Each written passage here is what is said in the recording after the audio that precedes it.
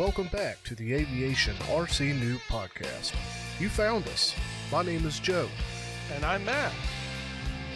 We're here to be with you along your journey and to share our experiences in RC aviation. If you have any questions, thoughts, or want to share a flight story, hit us up at aviationrcnoob@gmail.com. Now, buckle in. Let's take off.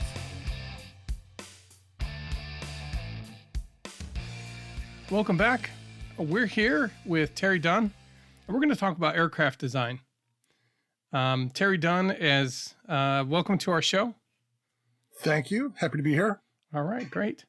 Terry, if you don't know what Terry's been up to, he is involved heavily in the RC, I'll call it industry. He's written a ton of articles for lots of different publications. We'll get into details on that. He's designed multiple planes that, and they're not just like standard, let me make another Mustang kind of plane. They're something that most people look at and kind of go, I don't think I want to even try that. That's the desired effect I'm going for with most of them. Exactly. And which is one of the reasons why we called you up and asked you to come on the show to talk about that. Because to design one of those planes and get them to fly well, you have to go a little bit deeper than the average bear on a design. And that's kind of what, and that could be myth. And that's what we're going to talk about. Yeah, we'll peel that onion in a bit. Exactly. So as we always do, we are going to talk about our fly stories. We're going to talk about, go through some of the listener comments, talk about what we're going to do with the community in the next couple of weeks here. I think it's coming up pretty quick. It'll be quicker than we realize. Mm-hmm. And reminder that it's Halloween. We're going to have a Halloween episode in a little bit, and we'd love to hear some scary stories that you might have in your back pocket, like a confessionary time, I guess. Just kind of like a public service announcement, kind of don't do what we do. And then, if we have any airplane histories, we'll cover that, and then we'll talk to Terry about what he's been up to with life, RC, and designing aircraft. So, all right, why don't we start off with our fly stories? So Terry, what about you? Would you like me to start? Yeah, I would love that. Basically, what we usually do is we talk about what we flew and anything we've been doing in the last couple of weeks in RC. Okay. I actually did not get to go flying last weekend, which was a shame because I live in Buffalo, New York, and we had some pretty good weather up here. But I was actually working on an article that I had to get finished. So deadlines are deadlines, and it got in the way of me going out flying. But my previous time flying was at the Neat Fair. Oh, yeah. Are you guys familiar with that event at all? I am not. Well, only through listening to your podcast and knowing that I live in New England. And so that kind of, I grew up in New England. And so that kind of said, hey, I should have known about this. So what is Neat Fair for those who don't know? In a nutshell, it's an electric-only event. It's been around, I think this was the 21st year. And when it started, electrics were still kind of a novelty. And so NEAT stands for Northeast Electric Aircraft Technology Fair. Mm-hmm. So it was intended as a showcase for people who are into electric planes, which was still kind of a lunatic fringe of the RC community back then. For those people to come together, show what they're doing, share the triumphs they've done, and a lot of the companies that were making RC equipment for electrics, opportunity for them to come together and show their stuff off.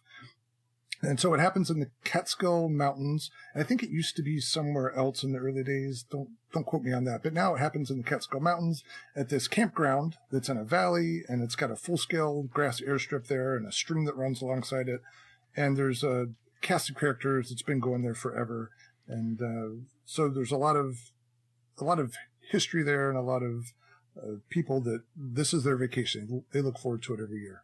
Yeah. And I've only been going for about 5 years. I've got a group of friends that have been going for a while, and they kind of introduced me to that when I moved to the Northeast.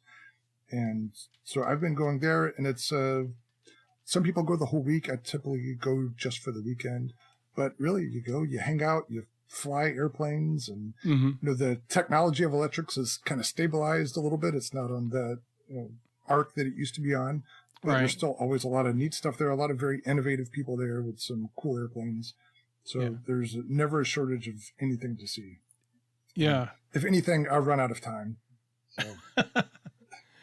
Yeah. So So I was there, and I took a few things. And for people who you haven't talked about, that I do a podcast with a couple of my friends.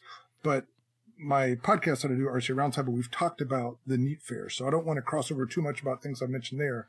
But Sure. one thing I had at the Neat Fair that I didn't talk about on the show, it was a quick little project that I did. And I saw a thing on Facebook where somebody had created an RC version of this rubber band free flight design called the Stringless Wonder.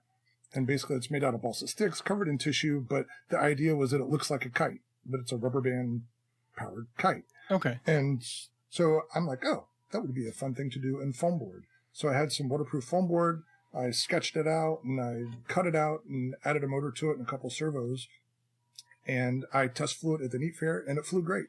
So now I'm going to show you guys, and only you can see it right now, but so this is it. But you can see the kite heritage of it. Yeah. Yeah. It's a diamond shaped like a traditional kite, but in the top side of it is a motor, and in the back is a little fin. Yep, and that's it. And I'm thinking about hanging off a little tail, like crepe paper or something like that. Sure. But it's and it's kind of like a nut ball. Yeah. Just a simple flying wing with dihedral on the ends. Yeah, I was going to ask if it pulled inspiration from, or if the nutball pulled inspiration from it. I don't know. That's a chicken and egg question, but I think the original design for this probably dates back to the 70s. So I would have to think that it predates the nutball. Yeah, I mean, I know the nutball design has been around way before Flight Test made it foam board, but yeah, there's lots of variations on the theme too. So who's to say? The neat thing about that you have there is that there's a big hole, gaping hole in the center of it. Right. Almost like the center third of the craft is missing. Is there? Yep. What's the function to that? You're only the 50th person to ask me that question. I'm sure. So I read the original article on the free flight design, and he doesn't mention it. The person who designed it wrote the article, and he just says, here's how you make that hole in the middle, but didn't say why. And when I was designing this, I kind of calculated what the wing area would be and what it was going to weigh. And I'm like, I don't know why that hole is there, but I'm going to have plenty of wing area even without it. So sure, what the heck, let's just cut it out and see. And turns out when you're flying it, it's actually a great visual reference. So it was neat to have a big hole in my airplane as I was flying it. So I'll keep it there. But I'm thinking about, I've still got the piece that I cut out. I might just tape it on one day and see if it flies in differently with it. But for now, it's an interesting talking point about an already, what I think is an interesting plane. Yeah, sure is. And it looks like it's a quick one to build too. Yeah, it's a single sheet of foam board, and I just blew up the dimensions to fit the maximum width. So it's 20 inches wide and not quite 30 inches long. So I could build it with one sheet in a few hours. Yeah. Just a couple push rods, 3 channels. So it's about as simple as an airplane can be. And it flies really well. It flies really slow, but it also has enough rudder authority. It'll do rolls and stuff like that. Which is great. Which is great for any indoor situation. You want it to go slow because you'll eat up all your space faster than you can. Otherwise, you're just turning left the whole time. Right. And unfortunately, I almost had to turn you guys down for being on the show because this is happening on a Monday night. And in my area, the local parks department offers up one of their soccer indoor facilities for flying. But I got behind the curve and I wasn't able to sign up in time. So I'm missing that. Right now, there's people indoor flying in my area in a very nice facility. And this would be perfect for it. Yeah, sure. But but I'm here talking with you jokers. I hate you're missing that, but definitely glad you're here with us. You're here, definitely. Yeah, I'll take the trade. I appreciate it. So this is something I want to experiment more with, maybe build another one a little bit wider or without the cutout or something. Just change it around a little bit and see kind of what effect those changes have on it and just experiment around a design that I already know works in the basic sense and just tweak it a little bit here and there and see what happens. So that's my plan for it, and we'll see where it goes. Well, I'll be listening to your podcast to see when you put the center section in, just to see how differently it flies. I'd love to hear what happens because it's essentially moving it from one big long wing foil section is effectively what'll happen to the airflow. It's broken when the section's gone in the middle. It's now 2 separate airfoils, right? effectively? That's a good question. I thought about that. Is there any flow going through that hole over the top that's affecting how it lifts? Yeah. I don't know. Yeah. So that's the fun part, right? Figuring this stuff out. Yeah, that is kind of why we get into it, right? Cool. Yeah. Nice. Is there anything else that you want to talk about that you've done in the hobby? No, there's other stuff going on. I just had a friend of mine come by here last week, and he dropped off a bunch of stuff that I bought on a Facebook sale. Mm-hmm. Somebody was selling, I guess, their father's stuff. Their father had passed away, had a bunch of RC stuff. Yeah. So I bought it sight unseen a few states away. And a friend of mine, who's actually a professional pilot, but doesn't fly RC, Okay. he lives pretty close to where the sale was. So I'm like, I think I can maybe broker a deal here. Yeah.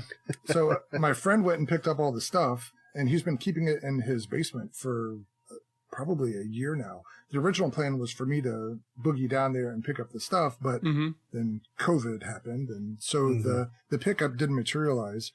But then another friend of mine was passing through that area and was going to be coming by Buffalo, so he grabbed all the stuff and brought it up to me. Okay. So now I've Nice. got this big steaming pile of used RC stuff that I'm sorting through, and it's got some neat things in there, some surprises that I wasn't expecting. And, it'll be fun to see what's salvageable and what's fun to play with.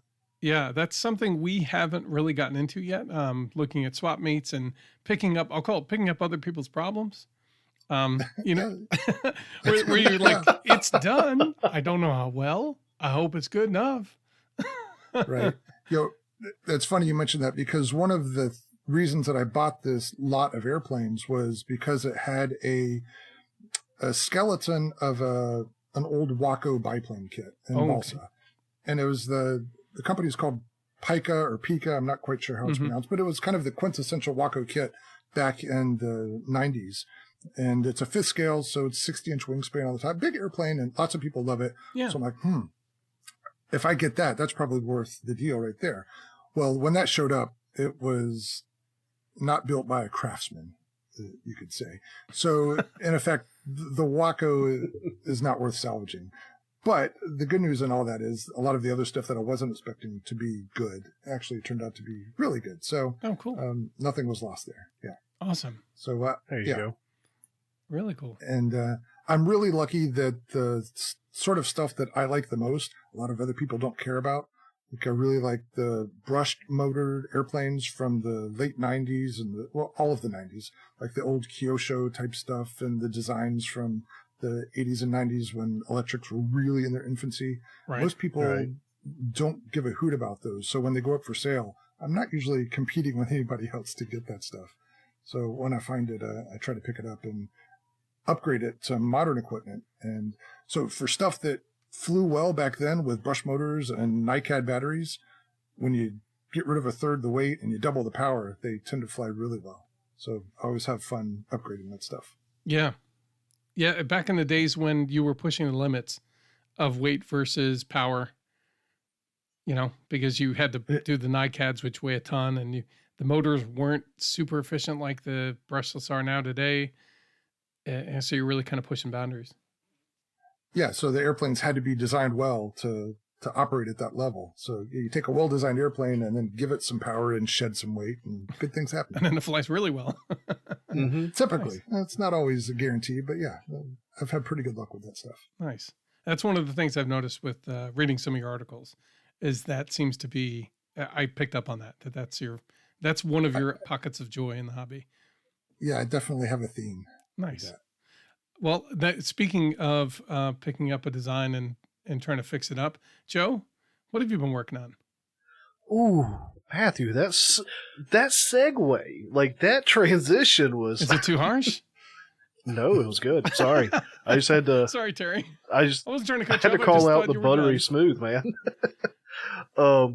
No, so yeah, I pulled the old fogey out like we were talking about, and then had to re-glue the tail section. Okay. I want to back up a second and say, Terry, thanks for being on the show with us. I kind of let Matthew talk and didn't say a whole lot, but I did want to say thanks for being here. But I pulled the old fogey out and got that tail section largely glued back in. It was not quite as simple a repair as I was expecting it to be. I thought I'd just torn one side, I guess you'd call that the empennage, area. Terry, basically, I went out flying with my dad and crashed it into a light pole. Kind of got the tail section, grabbed on it as I had cut power, but it was super windy out, so it just pulled it into it. And so the tail section just kind of bent around. And so for whatever reason, I thought it was just the right side of the fuselage back there by the tail that got tore out. But it turns out that rip extended all the way underneath.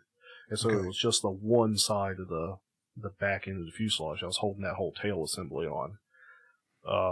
So a good bit more hot glue and a lot more holding and figuring and thinking about it for a few minutes. Because once multiple points had been ripped loose, now there was a lot of twisting and waggle side to side. I was like, how am I going to secure this in? So that's really all I've done or had time to do. I wanted to get the C-duct wing glued back on where I'd ripped it off and start working on the nose section, but that's next up on the bench. I just didn't get a chance to. Okay. And I'll explain briefly. I went camping with my wife this last weekend. Oh, nice. And these 2 weeks between episodes go by really fast. Well, we've had amazing weather in like the last 2 weeks. I'm glad you were able to capitalize on it. It was. I had to borrow the boat from my family and get some stuff put together. But we took off on a Friday, went out. Beautiful sunset as we were running stuff across the lake to our riverside camping spot. Just out, rustic, no power. Took a inverter out so I could power her air mattress. It had one of those built-in air pumps. But other than that, that was it. Took the phone backup battery pack, but we were out there, just had the old Coleman pump-up lanterns and fireplace, cooking s'mores and hot dogs, Coleman stove for some eggs and bacon in the morning, and it was just a nice getaway. So sounds like bliss to me. Yeah, it sounds fun. There was a moment where I was sitting out there, on the river's edge, looking out at it, like, man, if I had the C-duct repaired and out here. I was about to ask. Your wife would have killed you. She'd have killed me, but it would have been nice. You would have had a good time with it. Oh yeah. That sounded like a really perfect trip, and it sounds like it was pretty restorative for both of you, which I'm happy to. It was really good. So I'm hoping in the next 2 weeks I can get that C-duct repaired and maybe not get it in the air, but at least get the fogey back in the air. Mm-hmm. Good. And then I think I'll put the Aura 5 flight assist board. I think I want to put that in the C-duct and just hold off on the Corsair for a while yet. Okay. But go ahead and put the Aura 5 into the duct so I can get it back up in the air and have a good flight with it. So. Terry, what do you think about the Aurora 5 boards? The I'll call it level assist and that kind of stuff. I think it depends on the day you ask me. I think my most recent experience with that was with the Flex Innovations Piranha, which it comes with a version of that. Yep. And I would say for normal flying, it doesn't need it, but it's got the features with Launch Assist where it makes launching that thing no problem at all. And so for that's worth it right there. Mm-hmm. I felt the same way I have one. Because I saw it zipping around at Flight Fest, and I'm like, I got to get one of these things. How much is it? Yeah. Oh, yeah, I'm getting it. Yeah. So, yeah, they're a lot of fun. And I think in that kind of application where that board is really pushing the limits of what a normal person can do with that kind of performance at their fingertips, yeah, I think it's a huge benefit. And what about a beginner? I think it's a trade-off because... yes, it can help you to get more comfortable with flying. It can help save you when you make mistakes. But at the same time, I've seen a lot of beginners paint themselves into a corner with one because the way it corrects for you is not necessarily always intuitive. If you don't understand the way that board's going to react and what it's doing to the airplane, then you're just as lost as you were before. Mm-hmm. So you're trading off spending the time learning to fly the airplane with learning about the board and programming the board and investing the time it takes to make that board helpful to you. For some people, that's probably a better trade-off. For other people, they might be better off the other way. I don't know. Sure. But it's not a slam dunk. I'll put it that way. So I think for certain people, it's a great benefit. For other people, they might be better off without it. This with a less complexity in the model. So it's a personal decision that probably you don't know the answer that's better for you until you've tried both ways, unfortunately. Yeah. And I mean, to your point, we'll see. I've had plenty of maiden flights, or the first couple flights, that seem to go well. I get comfortable, and then suddenly I dump it.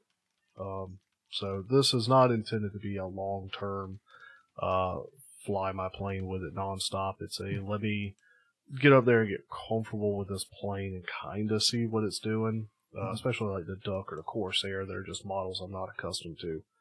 And then be able to flip it off to say, all right, let me try my hand, and then have it as a backup recovery. Mm-hmm. What I don't want to do is become dependent on it, like you say. Yep. Yeah, and I think once you get over that initial learning curve of knowing how to set it up and work for you and whatever the application might be, then at that point it does become a benefit for sure. Mm-hmm. I just know that you have gone through a number of reviews of planes with AS3X and that kind of stuff, safe technology. And I know, listening to you on your show, that I just know you have enough experience to be able to say, hey, this is my opinion. And again, I appreciate your input on that, because we really haven't used much of it. Mm-hmm. Yeah, and they're getting better. I think initially there was a huge difference between, for instance, the safe models, for anything from Horizon that has safe. Mm-hmm. As I recall, the earlier ones, there was a big difference between when you had safe enabled and not enabled. So you might have a Warbird. When you have safe enabled, and I'm bending the sticks just trying to turn the thing around to get it around the pattern. But then when you turn it off, the thing becomes really aerobatic. So there's this huge gap between on and off. And I always felt like they should be a little bit closer. Mm-hmm. And then a more recent model, like the 1.5 meter FW190, I felt like they're getting there. I had the safe on, and it does all the things that safe does, but it still feels like it's a fighter that's capable of doing things that only fighters should do. So, yeah, I think we're getting closer to where it should have been all along. Okay. Well, that's going to be the end of what I've been working on. Matthew, looking at the sheet here, looks like you got quite a bit. Well, I do and I don't. Really, the bulk of what I've done was do a little bit of work on the Quickie and get that to. I put in the electronics. And I put up the control lines, and I was going to take. I was going to borrow a receiver from another plane that I was going to test. And I'll talk about that in a second. And so why don't I get onto it? And that's the reason why I haven't done a maiden with that one yet. Partly, and in part of that, it's because the beans out in the field, they're really mean. And I'm not sure I'm ready to try the Quickie in some mean beans. I know for sure that if it doesn't take off right, I will lose it for sure. And anyway. If you're going to name that airplane, I think Mean Beans is a fitting title for an airplane. No, though, that will be the name of the plane that I lost in the Mean Beans. So I went out with the Magician, which is basically a Dollar Tree foam board version of the Sorcerer, an old balsa plane from 1980s. There's a guy on our forums who has posted a lot of times that he went out to the field to fly, and he's got these beautiful balsa planes he flies. And in the corner is this beautiful 92-inch balsa glider that I'm just sitting there like, I want to see that fly so bad. And every time he's like, no, it's too windy. Nope, I can't. I don't think so. And I'm like, well, and we were talking, and this is for Terry mostly, but I told him, I said, look, if I design a Dollar Tree foam board version of it, will you build that and fly it? Because I want to see this thing fly. So he said, sure, I challenge you to do that. You wouldn't be able to do that in a week. I said, I'll show you. So by the end of the week, I had a set of plans ready, and I was already putting one together for myself. And I had gotten out and flew the maiden flight, basically did a lazy circle to the left, and I ended up having to bank it and let it dive into the beans because it would not turn to the right at all. Oh, I think I saw that video. Did you post something on YouTube? I might have, yeah. Okay. I posted 2 videos, but yeah, I think I posted that one to definitely posted to YouTube. I'm not sure if I put in flight test fans or something like that. But basically, you did a lazy loop, and it was beautiful. It looked so graceful. I was so ready to try it again, and just nope. So I repaired it from there, and I sent it off again, and it continued to do a lazy left circle. And I did one flight, and I had to bring it down, and it kind of lofted into the beans. I said, okay. I did a couple, like maybe I need to get the throws a little bit more extreme to the right, and maybe that'll do it, and make sure that the tail's as sturdy as I'm hoping it is, right? I threw it up, and it did one lazy circle to the left, and as it came around, it started to actually turn to the right. Again, this is only 3 channels, so there's no ailerons to get it to rotate back around, which would have fixed all the problems, or at least corrected for the problem. It would have fixed them. And it came around and left a little bit. What was that? It would have covered up the problems. It absolutely would have covered up the problems, but it would have been able to be flyable. So I would have appreciated that part, knowing that it's not doing what it's supposed to, but at least I'm not going to lose it, right? So anyway, it went to the left, and I got it to go like halfway around, and then I had to go left again, and then it wouldn't go back right. So I did another 360 or 2, and then I landed in the beans kind of right on top. And so I was like, oh shoot. So I go out and get it. It looks like there's no damage because it's lofting on top, so it's doing fine. So then I throw it up one more time, and it, I think I made the corrections, and it continued to do that left. And I'm thinking that there's a twist in the wing, or I don't even think so though, but there's something going on with aerodynamics where one side is lifting more than the other and is making a gentle bank, or because I think the tail surfaces were parallel, and it wasn't a rudder issue. I think it was more a imbalanced loft issue of some sort. So off it goes to the left. It does a full circle, and then I bring it left again on the second loop, and it starts going off. Like I'm not saving it. So I bring it out past the road, past the fence, because I don't want to land it into the fence. And I land on the other side of the access road into the beans on the other side. And then I go, oh, and it goes down, like nose down in. So I'm thinking, okay, cool. At least the tail will be sticking up because it's an 82-inch plane. It's got a 40-inch tail section. It should be sticking up. Should be easy enough to find. Yeah, should be, right? I look out, there ain't nothing.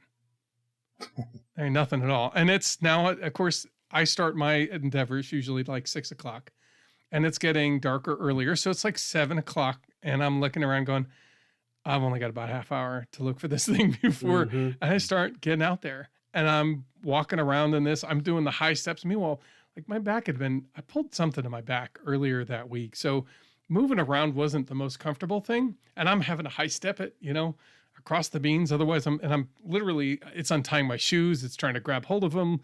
I lost them in the beans for a second, had to go find it, It was awful. So I'm doing circuits, and I'm going back and forth, and I'm, 45 minutes, and I can't find it. I can't find this 82-inch white foam board plane that should be pretty close to the top. It's got to be.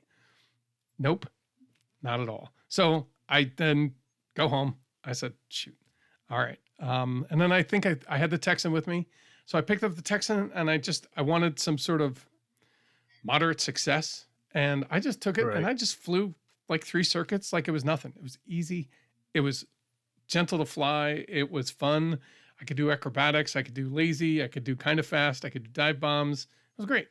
Had a little bit of that. Landed it. Said, all right, I'll have to come back. I'm going to get some FPV. I'm going to attach it to this Texan. I'm going to go back out tomorrow. And I'm glad you had a backup plane to be able to kind of bring up that experience from I lost a plane to I still had some good flying. Well, let's just say that was the plan from the beginning, just in case. I've had that issue before, and I'm like, I need to have something. But I was pleased though. The magician, that sorcerer, the balsa, the foam board version of the sorcerer, it flew beautifully. Like I love the way it flew, and if I could get it to fly level and not a gentle bank to the left, it would have been delightful. I'd have been out there for as long as the light would have let me. And I knew that if I can get this thing to fly straight, I'm looking forward to going out and spending, hours. Because you don't need much juice to get it up there. And it strikes me as a glider that'll be up there for a long while. Now, one of the reasons why, the old fashioned electrics were great for gliders, because all you need them is to get them up there and Right. occasionally get them back. And you could easily spend a half hour on some pretty poor batteries. So I went up the next day. I took my Dusty Crop Hopper, the AT6, I think. It has like a flight test built one with like a little canopy you can pull off. And that's where I put my FPV. And it's like permanently in there with a little wire that hooks up to the receiver to get power. I was like, okay, cool. Boop. It's an all-in-one. So I took that off, and I took the canopy of the T6 Texan off, and I plopped that on top and strapped rubber bands around it, and off I went. Now, you didn't tell me about that. I thought I took a picture of it. I did. I know I took a picture of it. I thought I shared a picture of it. And it may not look too much different because Sam gave me an orange striped T6 Texan. So the markings on it are orange. And my Dusty Crop Hopper, the canopy is orange. So it sort of fits in. Anyway, and this is how good this flies. It's probably the third flight I've ever had on it. And I put the FPV footage in there. I got everything hooked up. I put on my goggles. I had a patch and I had a mushroom antenna so I could get locally and at least one way really good. And then I kind of turned around to where it's supposed to be in the beans. And I, found where the wind was and I tossed the Texan with the, goggles right on my head. I got it up just a little bit enough to know I was good. Pulled it down and I just flew around like I owned it. Which was neat, because that's the first time in a long while I've done first person view flying with a plane that I could trust. And so I did a pattern around the field just to make sure I had everything set right. Everything was behaving like it's supposed to. And then I went across the line behind the fence, behind the access road, and started doing pattern work across the beans. And then I realized, I'm like, it's analog, so it's not the best footage. I'm like, you know what? I'm not getting I need an overhead. So I started climbing and I was doing dive bombs and I was doing big loops and I was doing rollover, rolls and kind of like dive bombing down into the stuff. And I'm like, I don't want to lose it in the beans. So I'm being conservative enough. And I'm going for, this thing flies for like 15 minutes. So I'm sitting there doing all sorts of these crazy patterns and loops and all this stuff. And I put the footage up and asked people, I said, look, if you can find this white plane in the beans somewhere here, and I put like a little red oval, please help me find it. Cause there's, like anything, it's not a ton of money in it, but there's a receiver that I don't want to have to buy separately. There's a motor and a ESC, and I think it's like an 80 amp ESC. It's a big motor. It's a big prop. I wanted to use that as a really big size twin, and I can't because it's in the beans somewhere. Anyway, so I looked and I got some great footage and I put the footage up. We'll have links to both those things, but the Magician three loop attempt. And then I'll do the follow-up footage from the T6 Texan from the Hangar RC. The thing flies like a dream. Again, the FPV, the fact is I could focus on looking for the plane through the FPV camera. And to me, that says a lot about the characteristics of the plane itself. Yeah, that spoke to me when you said that you were flying FPV and you were doing what you were doing, and there was no concern about is the plane going to fly right. You were just going to do what I wanted to do. Exactly, and it does. It's awesome. Well, we'll hear it. Terry, or have you been trying to say something? No, I was just wondering, when do they harvest the corn? The beans, they said it's turning brown now, so it's probably going to be harvested in a week. So they'll either find it the hard way, they'll find it the easy way, and we might get it returned to us, or it just might get stuffed underneath everything. Yeah. And we'll still probably never find it. I will likely go out after it's been harvested and just do a quick walkthrough, just in hopes that I might salvage something, maybe a receiver, God knows what. But yeah, does the person who does the harvesting, do they know that it's there and they're looking for it? Well, we rent the field in the middle, and then we've already told them that we've lost probably about 3 or 4 planes. So I'm not the only one. They know to be on the lookout. Yeah, they know to look out. And there's a lot of guys like, dude, you're never going to find it. I mean, we lost a 70-inch something or other, good luck. I mean, right. And I said, yeah, I know. I went to the last meeting. I just said, look, if anybody happens to be out there and sees, just if you got a thing and you want to do something with your drone, like maybe roll over that area back there. And they said, yeah, we will, but don't hold your breath. And I said, that's Yeah, I actually found someone's plane that way once, where I flew in when I was living in Lubbock, Texas. Our field was bordered by some crops that were rotated with different things. Mm-hmm. And I think this time of year, maybe it was sorghum. I'm not quite sure, but whatever it was the plants were above my head, and I'm 6'3". Oh, and when you get in there and you get in the middle of these things, you can't see past your fingertips when your arm's out. It was crazy. Yeah. But a friend of mine put in a 60 size top flight P-51 Mustang. Yeah. And this is a scheme that's overall like olive drab, but it had invasion stripes. Okay. So we saw the area where it went down. So 4 or 5 of us went over there. And after half an hour, same thing. The sun was going down. We knew we were running out of time. We couldn't find it. And we didn't find any trace of it. But I happened to have a drone with me that had a 4K camera. And so I'm like, fine, I'll put that up. And I flew over, did a couple patterns back and forth. But again, because of the way the sun was, I wasn't able to look at the screen and really get much detail real time looking through the camera. Right, you have to. But I recorded it. Yeah, so I recorded it in 4K, went back and looked. And even looking at the video that it was capturing, all you see is just green, green, green. And then I went back and did it again at the area when I flew over the area where we kind of thought it was. And I saw just a little glimpse of a black and white stripe, just picking out between 2 leaves there. And so it was the invasion stripes that gave it away. Everything else just blended it into it.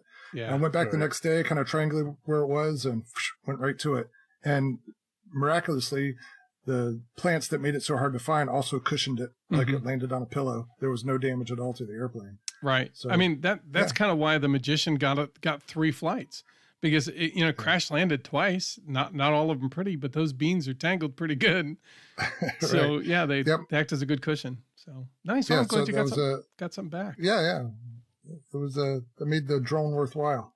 And it's like my buddy Keith Sparks says that tall grass is a poor man's wind tunnel. So when you're test flying airplanes and you're not quite sure what's going to happen, just find some tall grass or beans or sorghum, whatever, and throw it over that. You'll be fine. That's funny. That's so true. Nice. Yeah. And to finish up my segment, because there's not a whole lot, I started laying out the P-61 from the 13th Squadron. I'm really looking forward to building that. And then, and I'm going to call him out, but I'm not going to call him out. But basically, Tim from Flight Fest, who you and I both hung out with for a little bit. Yeah. He sent a laser cut because he heard us talking about it on the couple shows ago. And so he's like, I'm sending you something. I'm going to give you a little something extra in there. And I'm like, what? And so I opened it up, and it's one we've all been kind of doing, planning on doing a little group build. Somebody made a design and it's turned out really well. And he's like, hey, look, who else wants to build this? Because I'll send you something. And then with that, he also took black foam board and printed out the P-61 in laser cut. Nice. So all those little cuts and pieces and all that stuff, I don't have to cut out. He's got it right there. So I'm really looking forward to getting moving on that. Yeah. How great is that design? It's beautiful. Jack amazes me with that. The P-61 has so many curves, and there's not a straight part on the airplane. But he took a foam board design and makes it look, there's no question, it's a P-61. Exactly. And it looks good. Well, and honestly, you don't find many balsa versions of that. No, you don't. And that's what we're talking about, is just like, that is a plane that is rarely modeled. Most people, either because not too many people like it, but I think, like you said, there's a lot of curves and parts and pieces to it. So, and that's one of the reasons why I had him on. When I had him on, I've been looking at full scale aircraft and what to purchase and if it's even worth purchasing and all that stuff. Like, as I'm working towards my private pilot license, I figure when I'm done, I'm going to want something to fly, or I'm going to want something to fly my family with. And they may not initially be exclusive. So I'm starting to look at well, should I buy a quickie? What kind of kits should I look at? Starting that whole gambit. So I looked at the Dragonfly, because I was looking at the Dragonfly for other designs, and came across the quickie and the Q2. It's a Burt Rutan based design. And so I took that, and that's got a lot of curves. There's very few straight lines on it. And I decided I'm going to put a build together and test out his method that he talked to us about. and it turned out really. So far, it's turned out really good. I just have to test it at this point. I need to finish. And that was the whole thing. Is the receiver that I was going to put in the Quickie was in the Magician. Yeah. So that's problematic. yeah. So I was like, I'll have to get another one. Anyway, I don't have I'm trying to see if I have a picture to show Terry of what the Quickie, the foam board version looks like. It turned out really good. Well, while you're looking for that, what was so special about that receiver that it needed to be that one versus? No, because I don't know where the other. I've got like 3 or 4 of them, and they're in various planes, and I have a lot of planes to go through to find the other 3 or 4. And I just haven't found them yet. I also haven't looked too terribly hard. So is it a channel issue? Because I remember you bought a bunch of those little like 4-channel. Low profile, lightweight. Yeah, they receivers. disappeared in planes, and I haven't found where I put the other ones. And they've also gone down in 3 different planes that got eaten by beans, or whatever plant was out there. I had a flying wing that I put one in, and that got lost in there. So let me see here. There's that should be. Hopefully, that should link you to a video, Terry. Okay. Anyway, so I'm going to finish up I'm going to find a receiver and put it in there and test out the Quickie and get that done. And I think with that, I'm also going to kind of test out the Lincoln Sport, get a power system in there again and test that out. Cause I think it was going to work before. Something went wrong. Anyway. And then last but not least, I've been working on the build video for the Prandtl. Building a build video is a lot more work than I thought. Isn't it? It is. Yeah. I did a lot of the work as far as recording, but now I'm doing all the editing, and I'm not good about, what's in front and what's in back and how to zoom it in and zoom it out. And I don't know. I got 2 different views I'm working with. Every time I go to make any sort of video in my workshop, I'm thinking, all right, 30 minutes in and out. I know what I'm going to say. And 4 hours later, I'm banging my head against the wall. Like, well, why can't I just say the things that need to be said? There's so much more to it every time. Yeah, other than creating a script, I guess, and trying to work from that. And then, of course, sounding natural while you're doing it. It's not easy. Yeah, right. And then your tongue just forgets to work at times. And for some reason, you can rehearse it 50 times. You turn on the camera and your tongue just knows. So, yep. Ain't that true? I mean, that pretty much sums up. How many intros did we botch over these 2 years we've been going? We won't get into it. At least 2 times almost every time we go. So, okay, and then that kind of brings me to more the full-scale stuff. I'll go through that really quick. Basically, just sort of doing continuing pattern work and landings. I've got the landings, and the pattern's really good. The comm work is getting a lot better. And basically, I just need to continue to work on the landings. I think I'm nose up, and I'm more level than I think when I land lately. So I've got to work on how to get that straightened out and kind of grease the landings a little bit better. But they sent me home with a solo test. So do the take home test portion of the solo stuff. Because they expect that the plane that I'll be soloing on is going to come out of the shop, and then we'll be able to get that taken care of. So I'll be able to start logging solo hours, which is exciting. Yeah. Very cool. And then I went out and looked at the ultralight, the CGS Hawk. Which is an ultralight that has it has aileron, rudder, elevator, and flaps, 10, 20, and 30 degrees, and like a bar that you pull down. It's neat. It's got a lot more work than I think I expected I'd need to do, but then again, for the price, it's probably worth it. And then the experience of recovering, I've been kind of looking around and seeing what else I need to do. I've got a friend who's an aircraft. He's a helicopter engine repair guy for the military, and he's anyway. He said he'd be happy to go with me and look at the engine, or help me get it in pristine condition, ready to fly. So that's a big nice thing, because again, with the ultralights, it's not as stringent as certified aircraft. So you don't have to go through a certified mechanic or anything like that.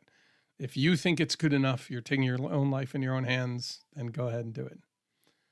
It's funny that a lot of people think our requirements levied by the FAA are more strict for RC now than for ultralights. They kind of, in many senses, they kind of are. Yeah. That's a whole different topic for a different show. Yeah. I know if you mention the FAA and stringent things to Lee, you might as well sit back and let him go for 30 minutes. He's getting better. I know he is. Anyway, well, without going too deep on that, that's pretty much what I've been doing in the full size stuff. Why don't we go to, have we had any listener comments, Joe? I know you were telling me about 2 that you'd seen. Yeah. I haven't seen any recently. Okay. I know I saw one from David Eardsley. He was listening to episode 32, and he basically, he just kind of indicated he really enjoyed what we were doing. We should keep it up, and we appreciate the good words. And then I had a new guy at the field. He came to our field the one day, and I just was kind of chatting around. He seemed pretty, like he knew what he was doing. He had some larger scale balsa planes, and he was just talking, and I'm like, oh, that's awesome. And he says, oh, those flight tests, I got to build some of those flight test planes. They look like a lot of fun. I said, yeah, they are. That's pretty much what I've been doing. I said, although I've been looking to get into balsa. He goes, well, if you need any help, holler out. I said, well, if you need any help with the balsa, with the flight test stuff, you probably don't, but if you do, I said, my buddy and I, that's kind of what our podcast kind of deals with. And he said, podcast? What's your podcast? Let me know. I want to know. And so I gave him the name, and he started looking it up. And, he just kind of said he listened. And as a guy who's been in the hobby a while, because it sounds like he had been in the hobby for about like 10 years, and he was in pretty deep. And then, like most people, they get a family and they get expenses, and all of a sudden they've got to live a responsible life. And RC kind of takes the back seat to that. Well, he went out there, and he was basically just saying that as somebody who's, kind of in the hobby, he said he really appreciates, he says what we're doing is really great. And he goes, it's definitely a good way to help out the RC community and educate people getting into it. And he said he's really enjoying it. And for me, that says a lot more than I think. Maybe I'm putting a lot of stock into it, but we don't know if we're helping out or if we're doing something that's beneficial to I'll call it the old timers, the people who know the hobby. They're not looking to get information on the hobby. They're, is this still beneficial to you guys? I don't know. I hope so. Well, if nothing else, they're getting entertainment value from our mishaps. Probably reliving the glory days. Probably. I hope so. I hope they're gaining something out of it. Sounds like he certainly is, and he's certainly enjoying the stories that we have. They're obviously story that everybody has been through if they aren't doing it now, So yeah, and anyway, thanks for reaching out and let me know what you think, Jeremy. And I'm hoping that we can, again, kind of what we mentioned before, share with the people you fly with. If you like this podcast and you want to hear more, or if you listen to RC Roundtable and you love what they do too, let people know what podcasts are out there to listen to. Because I know when I was kind of new, or when I'm noodling around in my car and I want something other than the radio to listen to, I'd rather hear aviation stuff than not. So knowing what's out there is good. Pass the word out. I agree. Yep. Well, moving on. Matthew, we've got a build night coming up the 22nd, I think it was. Yeah. That's going to be less than a week from when this goes out. Actually, I spoke incorrectly. It's not a build night. It's going to be a sim night. Friday, October 22nd, 8 to 11 p.m. Feel free to show up and build, but we'll be in Discord, and we'll be flying in PhoenixRC, which is free to download, free to use, and you can actually, if you go looking, Matthew, you'd have to tell me where, but you can find the various flight test airplane files to put into the simulator. to fly with. But we're just going to get into a multiplayer room, fly together. Yep. Go ahead and plan on working ahead of time to make sure that you get installed, you get your transmitter hooked up. If you need any help, hop into Discord in the days leading up to it. Feel free to ask us, and if we can help you, we will. But we'll include links down in the show notes for where to download, and then just make sure that you download and then do all the updates so you're running the 6.0. Otherwise, you won't be able to hop into a room with us. Right. And then we'll have we'll be in the Discord build channels. Actually, we have a Sim Chat voice channel. We do. Oh, and we have a voice chat Sim Party video channel as well. Right. So we may be in the video chat, kind of sharing what we're flying, so you could kind of see what we're talking about if you're listening. You can also go into a Sim Chat and just kind of, if you guys just want to talk while you're simming. I'm not sure how well the PhoenixRC system handles audio as a group. So this is everybody's welcome to use the Sim Chat channel for voice while you're doing sim together. Yeah. And this is the first time. So normally we do the build nights. This we've talked about before, Matthew and I, over the past 6 months or so, about wanting to do a sim party sometime. So this is sort of our first foray into this, where we've flown together, but opening up and trying to get a bunch of people together to fly. So come fly with us, have a good time, but also afterwards feel free to provide feedback about things that maybe could have make it go smoother after the fact. Because this, again, we hadn't done this before, so we're going to kind of roll in and just try to have people come in and fly and have a good time. We'll see how it goes. Okay, good. And then one last thing before we talk to Terry, right? Yeah, go ahead with it. Okay, that's just the episode after this one. I believe will be right around Halloween. So what we did last year, and I think we'd like to continue doing this if we get enough stories, at least will be a segment, is Halloween scary stories time. Send in your scary stories. Send us your near misses. Send us a blooper that you did that other folks that are listening to this podcast can learn from. I think, we've all done some dumb things. I know this year I've got a story to add to that, where a plane came alive and it was facing me. That was not fun. Oh, right. So I'll be covering that for sure to go over it again. But that kind of thing, or even if it's just simple near miss stuff, like when you're bringing it in towards you, don't aim the plane at the crowd, just in case the surface goes bad. That kind of thing. I don't know. We'd love to hear what you have to say, and we'd love to pass along a message that could help others from getting in trouble, as far as like being possibly in danger. Okay. I think that's it. Do we have any airplane histories, Joe? Or are we going to skip that this week? do. Yeah, we do not. And I'm sorry, you'd asked me to look into one, and I just didn't before we got going. So I apologize for that. I will endeavor to have something for us next time. Okay. And then we'll just call up Terry Dunn to add any comments to that for next time. Yeah, I thought I was here to talk airplane history, so I think I'm done here. Well, here's the show. We'll talk to you guys next time. Yeah, that's it. At the Aviation RC News. No. All right. So, Matt, why don't you go ahead? All right. Well, I want to introduce everybody to Terry Dunn. Terry Dunn, I'm going to go over some credentials, and then we're going to start talking to Terry Dunn about designing aircraft and what he does to design his aircraft that he's made. Okay. Mm-hmm. So Terry Dunn, if you don't know him, he is a co-host of the RC Roundtable. He's there with Fitz, Terry. Oh, well, that's obviously him. Fitz and Lee. I'm so used to saying Fitz, Terry, and Lee. He is a staff writer, I believe, right now for AMA Publications, the Model Aviation magazine. I'm a columnist, so I don't know if that applies under staff writer, but okay. I write the electric column. So okay, good. So you're a columnist. Yes. You have also had many articles published in other illustrious model aviation magazines. I've certainly been enjoying your model aviation magazine publications, your articles that you've written so far in there. But you also have other stuff that you've written for things like tested.com, Air and Space Smithsonian Magazine, FlyRC.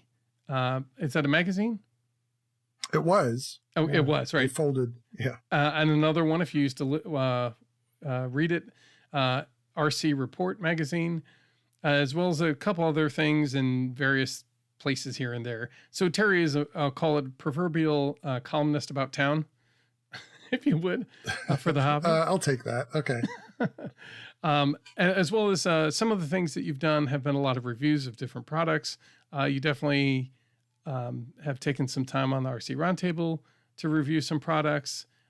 You are also involved in hosting events and pretty much in all different aspects of the hobby, not just I'll call it old timer balsa stuff. And I say that only because we're new and we've been working in foam board lately.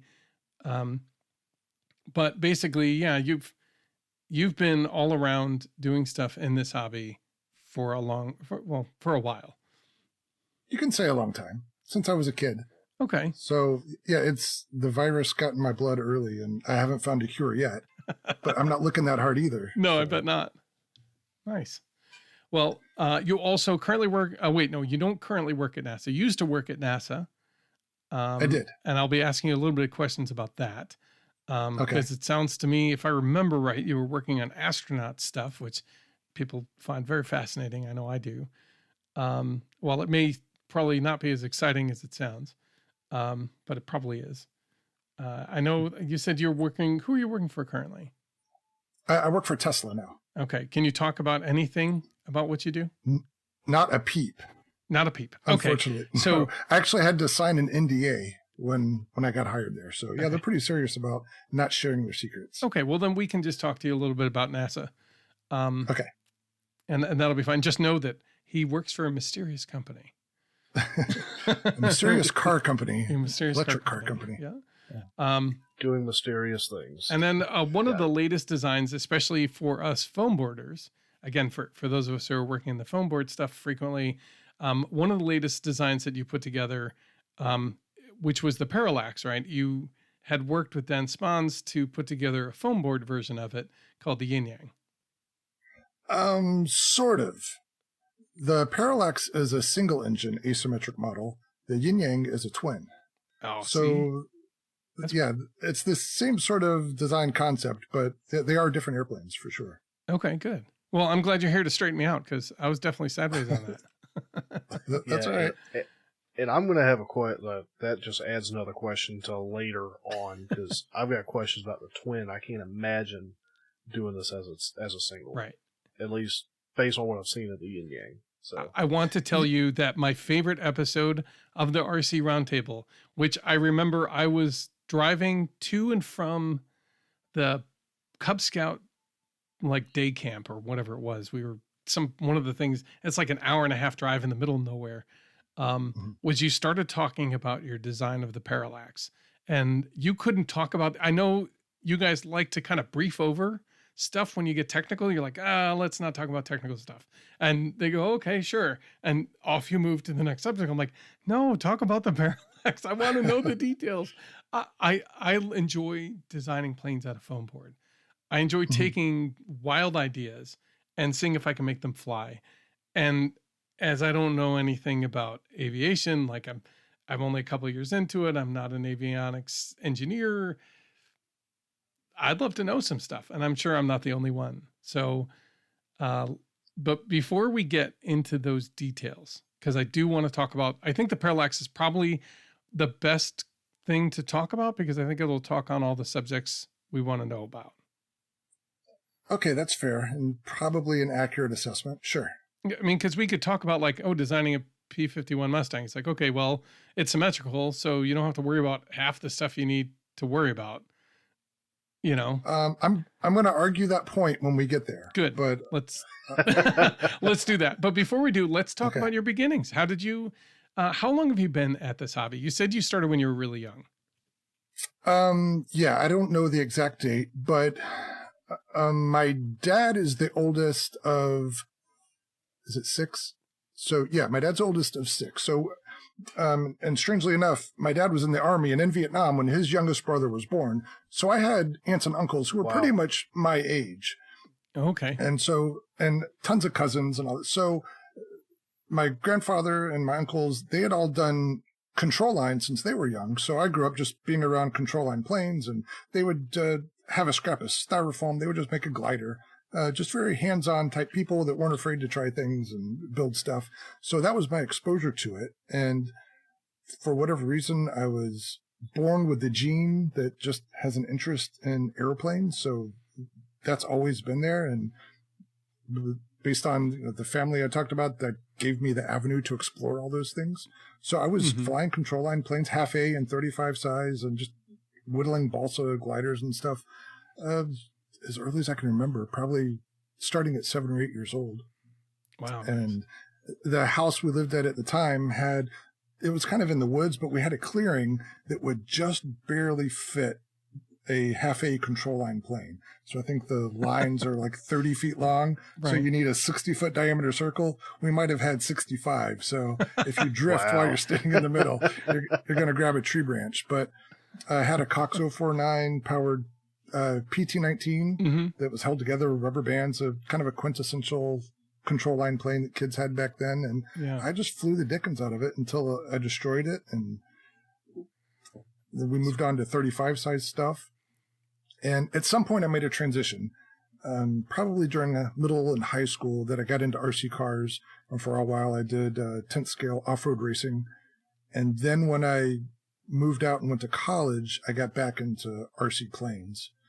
And gosh, I don't think I ever looked back after that. So what brought you back to RC planes in college?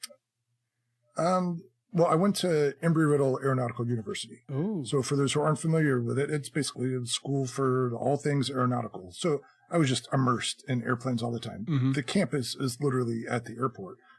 I had a runway that ran by several of my classrooms. So it just fed that passion inside of me all the time. And that's, as with anybody that has that hankering for things that fly, model airplanes are the best way to explore that. And on a low budget, and the attention span and the tools, the abilities of somebody that age, there's really no better way than with model airplanes. So that was my avenue, and I took it. Nice. Yeah. What were you studying at Embry-Riddle? Strangely enough, this is one of several instances in my life where laziness steered me in a good direction.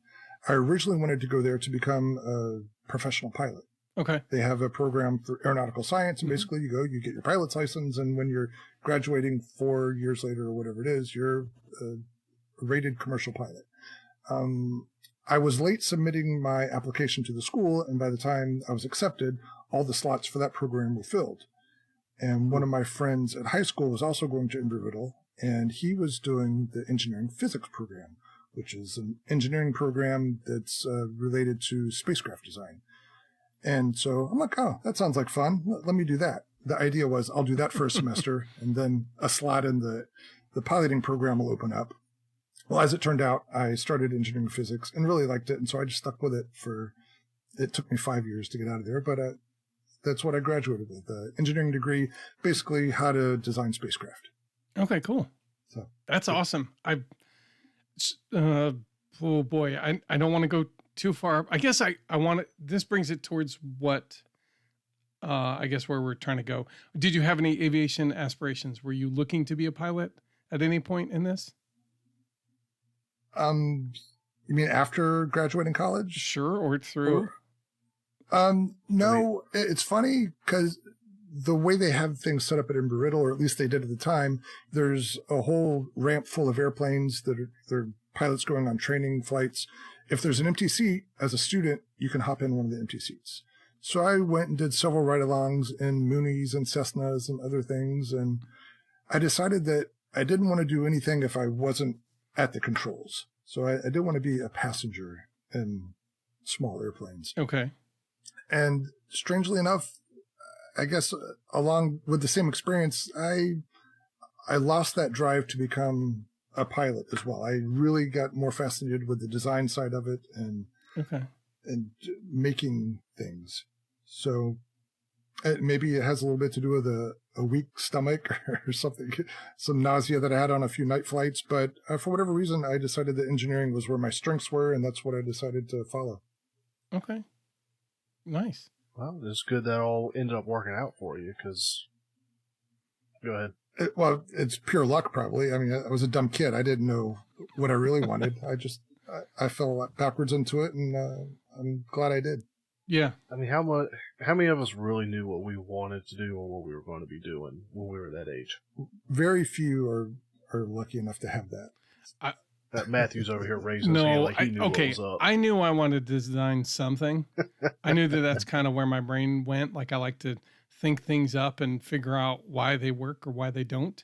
So, but once I got into engineering school, like I went to Drexel University, and I had no idea that there were 5 or 6 different kinds of engineers, like majors, and then all the subgroups within them. And I'm like, oh boy. Yeah, I'm still learning about new types of engineering that I wasn't aware of. Yeah, right. So. I'm listening to, and actually this is probably going to lead into the next topic we end up covering kind of after the Halloween episode, or maybe during the Halloween episode, talking about what we listen to as podcasts. I'm listening to the aerospace engineering podcast, and that guy builds rockets in the UK, or he's actually a composite structural engineer. And he talks to all the different aerospace engineers throughout the industry, both in rocketry and aeronautics. So airplane companies and other stuff like that. So if you want to feed that detailed, like different aspects of little deep parts of what's going on, like Joe and I were talking about, was it the fusion welding. I had no idea that wasn't even a thing. Yeah, you're talking about the more the contact smearing of the metal between two surfaces as opposed to actually heat melting and mixing of the material. Yeah, friction welding. Sorry. Friction, yeah. I found out about that watching actually Smarter Every Day when he took a tour on a rocket production line, and they were showing where they did the little smear between the joints, and that was actually welding. So pretty interesting stuff. Anyway, so we'll probably cover that in a couple episodes from now. You'll learn about all the things that we listen to that get us excited about aviation, but that's not what we're here to continue about. So let's talk about what you did. Let's shift gears to NASA. I know a lot of people, they hear the word NASA and they're like, oh my gosh, that's so amazing. And because NASA has quite a reputation about basically breaking through to the new and doing it well and thoroughly. Okay. Yeah, sure. So the question then is, what did you do for NASA? I was there. Okay, go ahead. And where did you work out of? I was in Houston at the Johnson Space Center. Okay. And I was hired there right out of graduation from Embry-Riddle in 1997. Okay. And that was, again, pure luck. That was a good time to be getting into the aerospace industry because we were making all the plans and putting the pieces together to start building the International Space Station. Mm-hmm. So NASA was ramping up to add that to their menu. Mm-hmm. And I got there right in the thick of it. Oh, wow. So what did you end up working on when you started there? And what maybe if it moved into other areas, where did it head before you left? It's a little bit of a complex question, but to simplify it, I was there for 16 years, and it's probably easiest to break those 16 years up into the first 8 and then the last 8. Okay. So in the first 8, mostly I worked on software testing type jobs. And so I was with a crew of people that our primary task was to test out the Mission Control Center before every mission. And I'm not sure how to explain it in simple terms, but basically when I started there, they were still using mainframes, a Mission Control Center, to run all the software that happens on the ground. That's 20 years after mainframes were popular, right? At least. And every now and then you're there in the middle of the night, you start digging through drawers. We would find punch cards, like programming punch cards that were around. They weren't using those anymore, but still we stored data on magnetic reels. There was a lot of old technology there. And yes, it was outdated, but one of the things about NASA is, especially with manned space flight, oh, I'm sorry, you can't say manned anymore, human space flight. Fair enough. Yeah. That when they find something that works, they don't want to take a risk. They stick with that thing that works until they absolutely can't hold on to it anymore, and they have to upgrade to something new.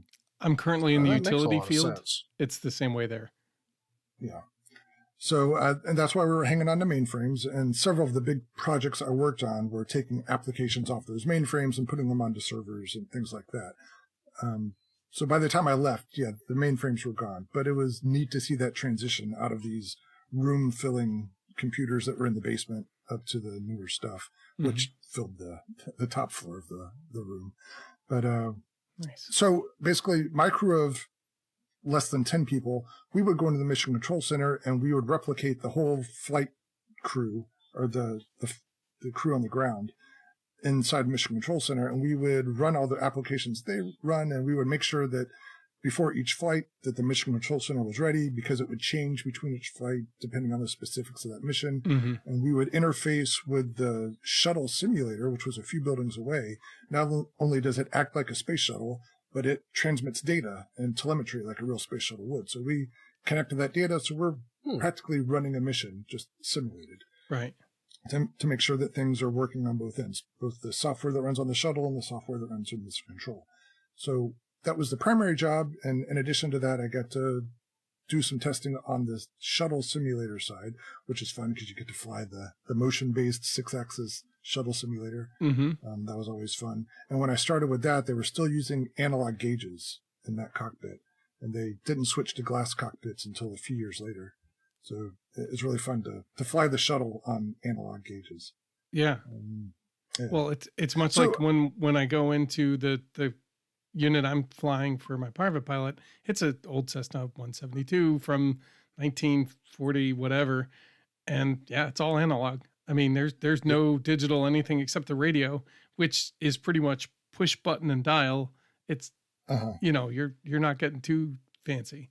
But you go into a more modern one and it's like, you know, glass cockpit, beautiful display, and just hope you don't run out of batteries. Right. So I got to get my hands on a lot of neat stuff there. And when I was first starting out, there was kind of a generation gap there. There was myself and a whole crew of people who were pretty much fresh out of college, and then a smattering of people 10 to 20 years older than us, and then a whole other large group of people who had been there since the Apollo era. And they were all very, very smart, very hardworking and all of that, but they'd been there long enough. They were more than happy to let us young, eager punks go off and do the new fun jobs. And so anything new that came along, like, hey, go ahead, kid, go nuts. And so we were able to really get involved with all these new things and just immerse ourselves in it. And so I feel like I got to do lots of really, really cool stuff. And then at some point, 8 years into it, I transitioned over I went from software to hardware engineering. So I transitioned within the same company. I started working at the Neutral Buoyancy Lab, which is the huge pool where they train for spacewalks. Right. Yep. I worked in the lab that builds the tools that astronauts use during spacewalks and also the spacesuits that they use in the water, which are actually the same exact spacesuits that they use in space. The only difference is they don't have the built-in life support systems. Okay. In the pool, the life support systems replaced with umbilical cords that provide the air and the comm and all that from systems in that building. Okay. But in fact, a lot of the spacesuits that we used in the pool were previous flight spacesuits. Okay. So, all the same hardware.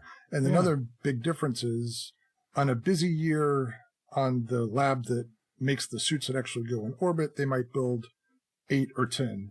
Right. We were building like 500 spacesuits a year for the training. So really just fast-paced all the time. Wow. Being able to dive in headfirst to all this stuff that's going on. It was really cool and a great experience for me to really learn about how all this stuff works. And yeah, I was in heaven. And not being afraid of just going in and trying it. To yes. some degree. I mean, to you some don't have the degree. time to just go, let me figure it all out to the nth degree. Like, yes, you have to figure it out, but at some point you've got to just build the darn thing and get into it. Right. And that's especially true on the tool side. And once again, all the tools that were used were exactly the same as the ones they used in orbit and designed to be in the vacuum of space, not designed to be in a chlorinated pool. So we had a lot of corrosion type issues that we dealt with, which made what we did very interesting. You have stainless steel fasteners that go into aluminum pieces, and you get a lot of galvanic corrosion that goes on there. So we were always chasing down those things and finding problems that nobody else in the world is dealing with because nobody else is putting spacesuits in a pool for hundreds of hours. And so it was really interesting for me. It kind of fed my ADHD. And so there's always something new going on, always a fun new problem to tackle.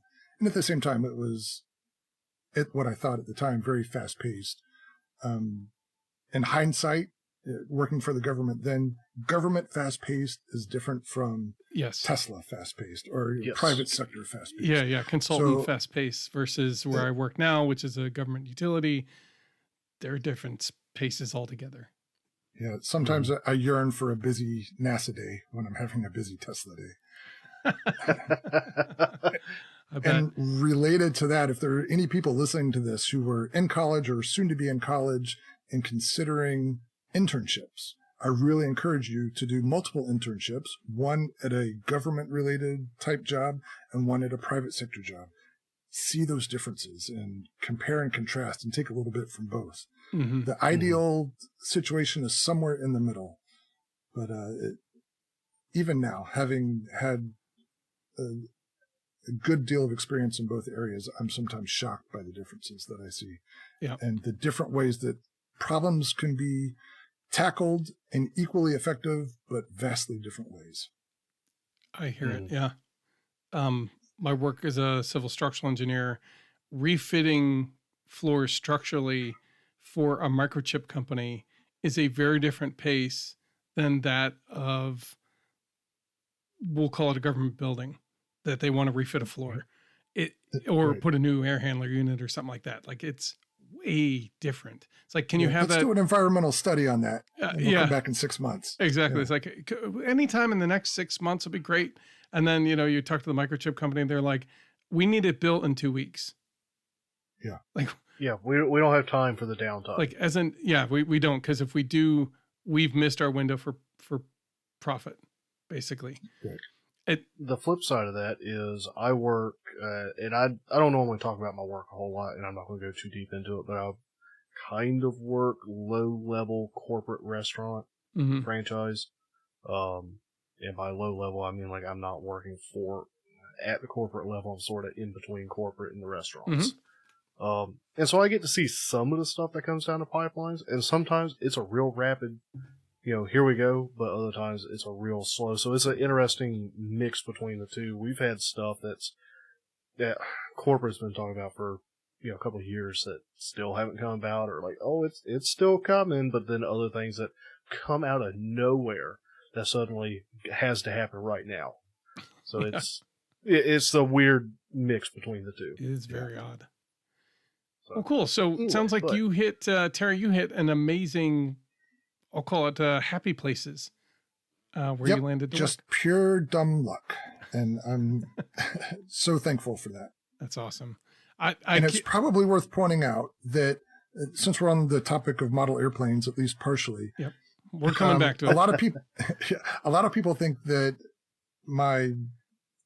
I must be good with model airplanes because I worked at NASA. And I don't think that's true in any sense. I can think of maybe a handful of occasions where my work experience, or even I can say what I learned in college. I can think of very few examples where that had a direct impact on making me a better modeler. However, the opposite, my modeling experience as a child and even through now, that helped me countless times in my career. So, what I was referring to earlier with modeling being a great venue for people with a Jones for aviation, there's there's no better way to exercise that muscle and to get smarter about it.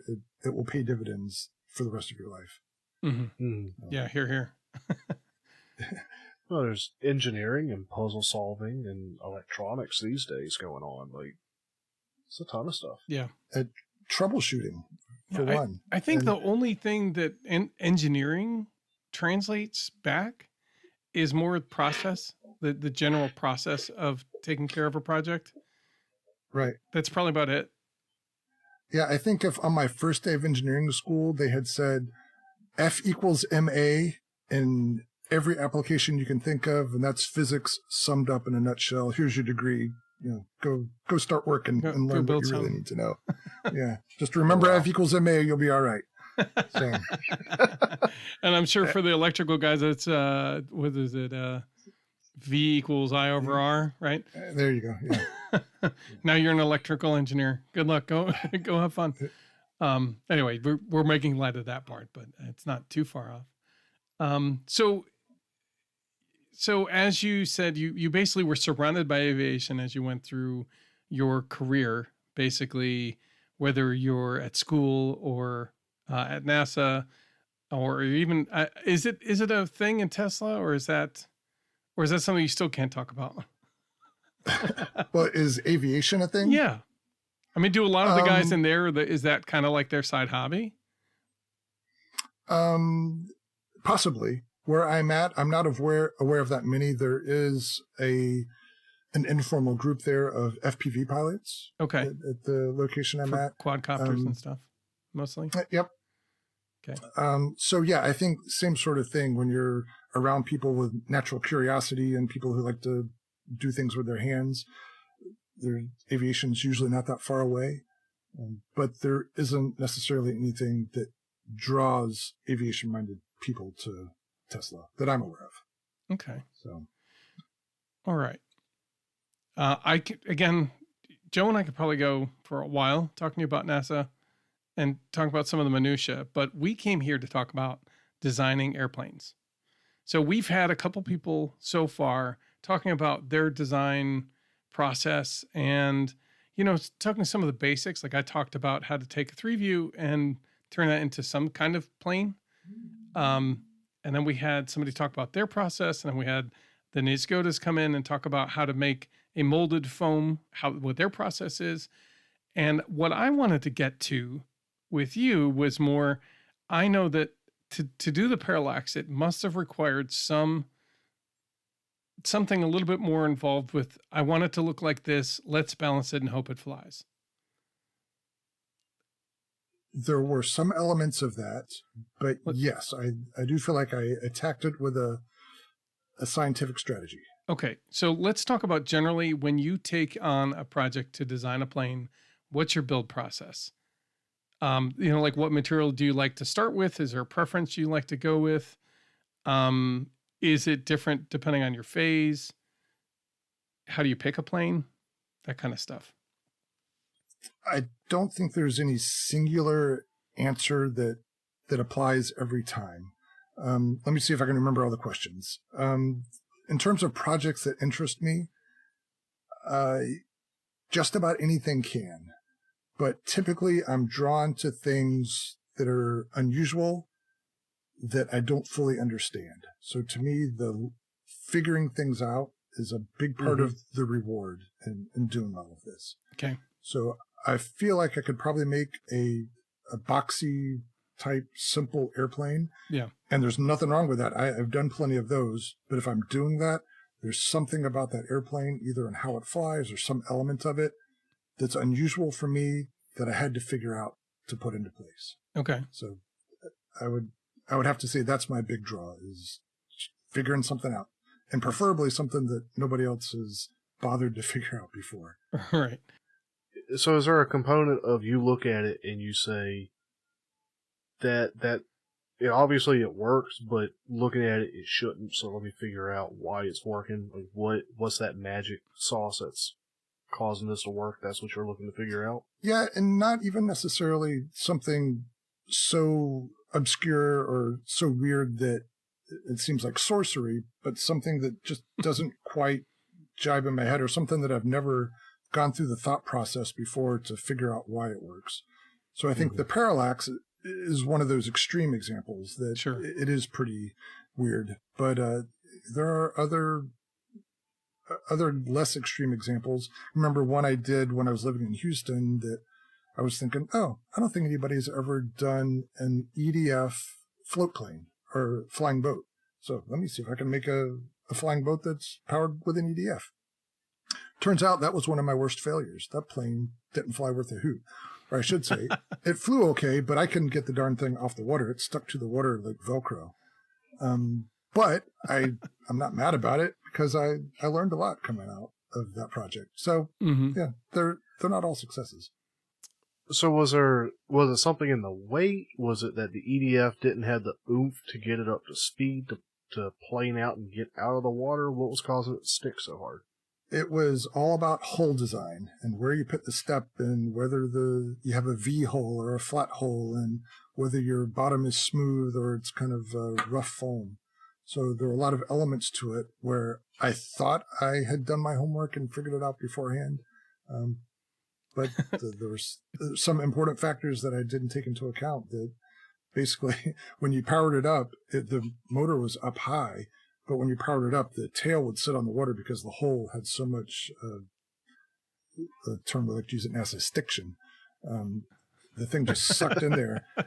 And this was a powerful EDF, so power wasn't a problem. It was purely a design flaw in getting this thing going. So if I were to tackle that again now, I feel like I'm a little bit smarter about it and I could make something worthwhile. Sure. But, yeah. I mean, I want to sidestep for a second, but that, like, kind of what you're talking about with that stiction makes me think of, again, big change of gears, but the John boat that I was taking this weekend, it very quickly it was involved in an accident in the nose area and front underside got kind of bowed inward. And that boat will not plane out no matter how much you give, and it's got a pretty good mercury on the back, but you cannot get it to get up on top of the water because if it was rear driven, maybe, but I'm also sitting on the front steering. And just that bow in the front causes it to just suck that much harder as you try to get up on top of the water. So that boat will never get on top again. It just pushes its way through. Interesting. Oh, that's interesting. Yeah. So when it's interesting, and I say that because when I've had the RC prop driven ground boat, that's nothing but it's a John boat basically because it's flat bottom. It was really key where the center gravity was set. So where the battery is placed in that John boat makes a big difference on if it's chilling across the grass or if it's tanking into the grass and really not going very far, or if it's going to lift and take off and do back loops. Or if it's going to Tokyo drift everywhere. Well, that's what you want. I mean, that's kind of why you build one of those. But I noticed that place it where the center of gravity is makes a huge difference in how it flies or how it drives across the grass. And Terry's nodding his head like, I've done that before. Yeah. Yeah. Related to that, the position of the step, the size of the step, there's so many factors there that I just didn't consider. Exactly. Well, good. Okay. So when you're designing a plane, what do you prefer to start with? What material? Or do you set out the material you want to build with first? Or do you say, hey, I'm going to build this out of quick, cheap material and then see if I can make it let's say balsa or hardwood or something first? Again, I don't think there's any singular answer that captures all of that. But typically, because I'm trying to, in essence, prove something, the cosmetics of the finished product really aren't that important to me. Right. So I find myself using foam almost exclusively. And if I think I can do it with foam board, that's typically the easiest option. Okay. So, are you talking like this extruded foam, polystyrene foam, or like the what is the pelletized foam that you see in packing material? Oh no, I guess there's a lot of different foams. But yeah, the stuff that there's a few different ones. So there's the foam board that we all know and all its different flavors. But Depron, model plane foam, the fan fold stuff. I've got the stuff you can buy at Home Depot in 1/2 inch or 3/8, and whatever I happen to have on me that I need whatever thickness for. I'm not particularly picky about it. Okay. But lately, if I think foam board does the job, I've got a box of it here, so why not? Yeah. It's accessible and cheap, easy. It's accessible. And if I don't need compound curves or anything like that, that seems to be the fastest way to whip up an idea and test it out. Okay. So, That makes... I think Go ahead. for so much of what Flight Test does, that's the beauty in foam board. Because in a lot of ways, it's a pretty crappy material for flying, just because. You're not wrong. No, there's many truths in that. Yeah, especially the stuff from Dollar Tree that has the regular paper. It's got a very short lifespan. Yep. But if you can use its advantages to your benefit, then it's a great material. And if you can accept its detriments, then why not use it? The glue is barely holding the paper on. The paper is incredibly thin. It doesn't have a lot of give before it snaps without that surface. Those are all properties that are both good and bad about that product, because you can use it to the advantage of making compound curves, sort of, if you keep the paper on one side and not the other. But you got to be careful, because if it comes off, you're hosed. Right. And then couple that with hot glue, and you add another variable that is potentially catastrophic, especially like my buddies who live in Texas still. Hot glue doesn't really work well for them. You're not going to leave that airplane in the car and expect it to be in one piece when you go to get it. Yeah, the glue will reconstitute and let. Yep. Yeah, and especially in the high humidity, you guys know. No, we know. I'm preaching to the preacher. Well, we're in the Carolinas, so it's nothing but wet over here. It's like 95% humidity on a good day. But that being said, there are definitely instances where I think foam board's the right tool for the job here, and I'll use it. And now that I've been using the waterproof stuff, same thing. There's applications where that is precisely what I need for this project. Exactly. If we ever get advanced enough that it's faster and perhaps prototyping does, like drawing up the parts and figuring them out and then printing them as a thing, and maybe cost as part of it too. Do you think that 3D printing could ever be an option as part of prototyping, or is you just prefer to utilize the foam? Because it's really coming back to a lot of foam for you, but I'm curious if 3D printing could ever be an option. For what I do, I don't think so. Because, again, if you look at the benefits that 3D printing provides, you can get really complex shapes without having to sand or to carve or any of that.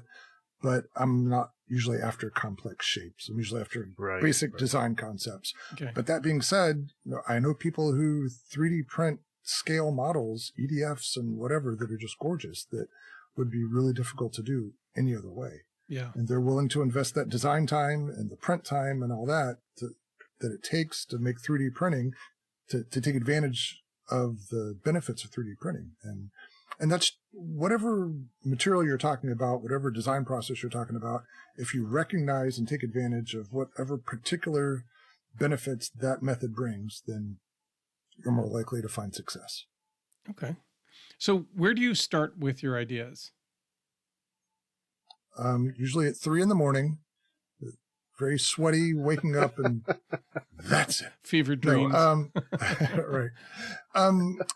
Gosh, I guess it just depends on the complexity of it. But often it's sketches, kind of working out the basic design with a pencil and notepad, just kind of figuring out what am I really after and how do I want to approach it. Is it more like I want to look, or I have a mission? I want to know. That's okay. That's the concept. It's what idea do I want to solve? Like what is this? What the heck? Yeah, what's going on here? Okay. Yeah. Well, it's kind of what the Prendle D, that for that project, that was all. I want to understand how to, not only how does this work, right? Because I'm learned all about it, but it was like, can I make this simply and quickly out of foam board or not? Because this is pretty complex, and I think I have a way. And it was testing that concept and that idea, and then say, will it perform the same way? Which was what that was about. So I guess my point is I understand. that need to figure it out. Okay, how do you pick your size of aircraft? And that's probably going to be based on whatever components I have in my scrap drawer. That you have available. I have this motor. At this point, I've collected quite a collection of different size motors, so I don't know if I'm limited by that anymore. But I think you have to ask the questions, or I ask myself, is this going to be a one-piece airplane? And for most of my prototype stuff, one piece is the way to go. Okay. And you're not designing wing joiners and all sorts of other stuff. So they tend to be 48-inch wingspan or less, just for the practicality of having a one-piece airplane. It's not too big a footprint to transport and store. So, and if I think something that size will effectively test whatever theory it is I'm going after, then sure. Mm-hmm. And like you say, it's a comfortable size to store and carry around and actually put up in the air. Right. Or if I'm using foam board, the dimensions of that 20 by 30 piece of foam board are a real constraint as well. Yeah, So they become. That often factors into it. Yeah, designing the 92-inch wingspan plane was very much like, okay, how can I get this on 3 sheets of foam board? Yeah, that kind of stuff. You can't, because that's only 90 inches. Yeah, how do I make up the 2 inches in between? Do I put in the fuse? Anyway, I may be mistaken on 92 inches because it did fit on three almost exactly. And so I think it was actually more like 86 inches, but it was big. It was awful big. And, as we talk about this, it's popping in my head that, we talked before about how there's such parallels between what we do in model aviation and then careers in engineering, or I guess probably any sort of professional career. Mm-hmm. What we're talking about here, using the limitations of raw material and then the practicality of the finished product to base our design, those are everyday problems that people work with in their careers. Yeah. I want to build this widget. Well, what is the raw material like, and how does that limit me? Yeah, what do I have available? What I'm going to do with it. I have to ship it across the globe. What size box can I fit a dozen of these in and put on a container that gets on a ship, and how do I maximize that volume? That's the stuff we're talking about here, and that's the stuff that people deal with. So. Yeah. The shipping constraint is how big is my car, and how much do I want to take it apart to put it back together at the field? Like, how much time do I want to spend before and after I transport?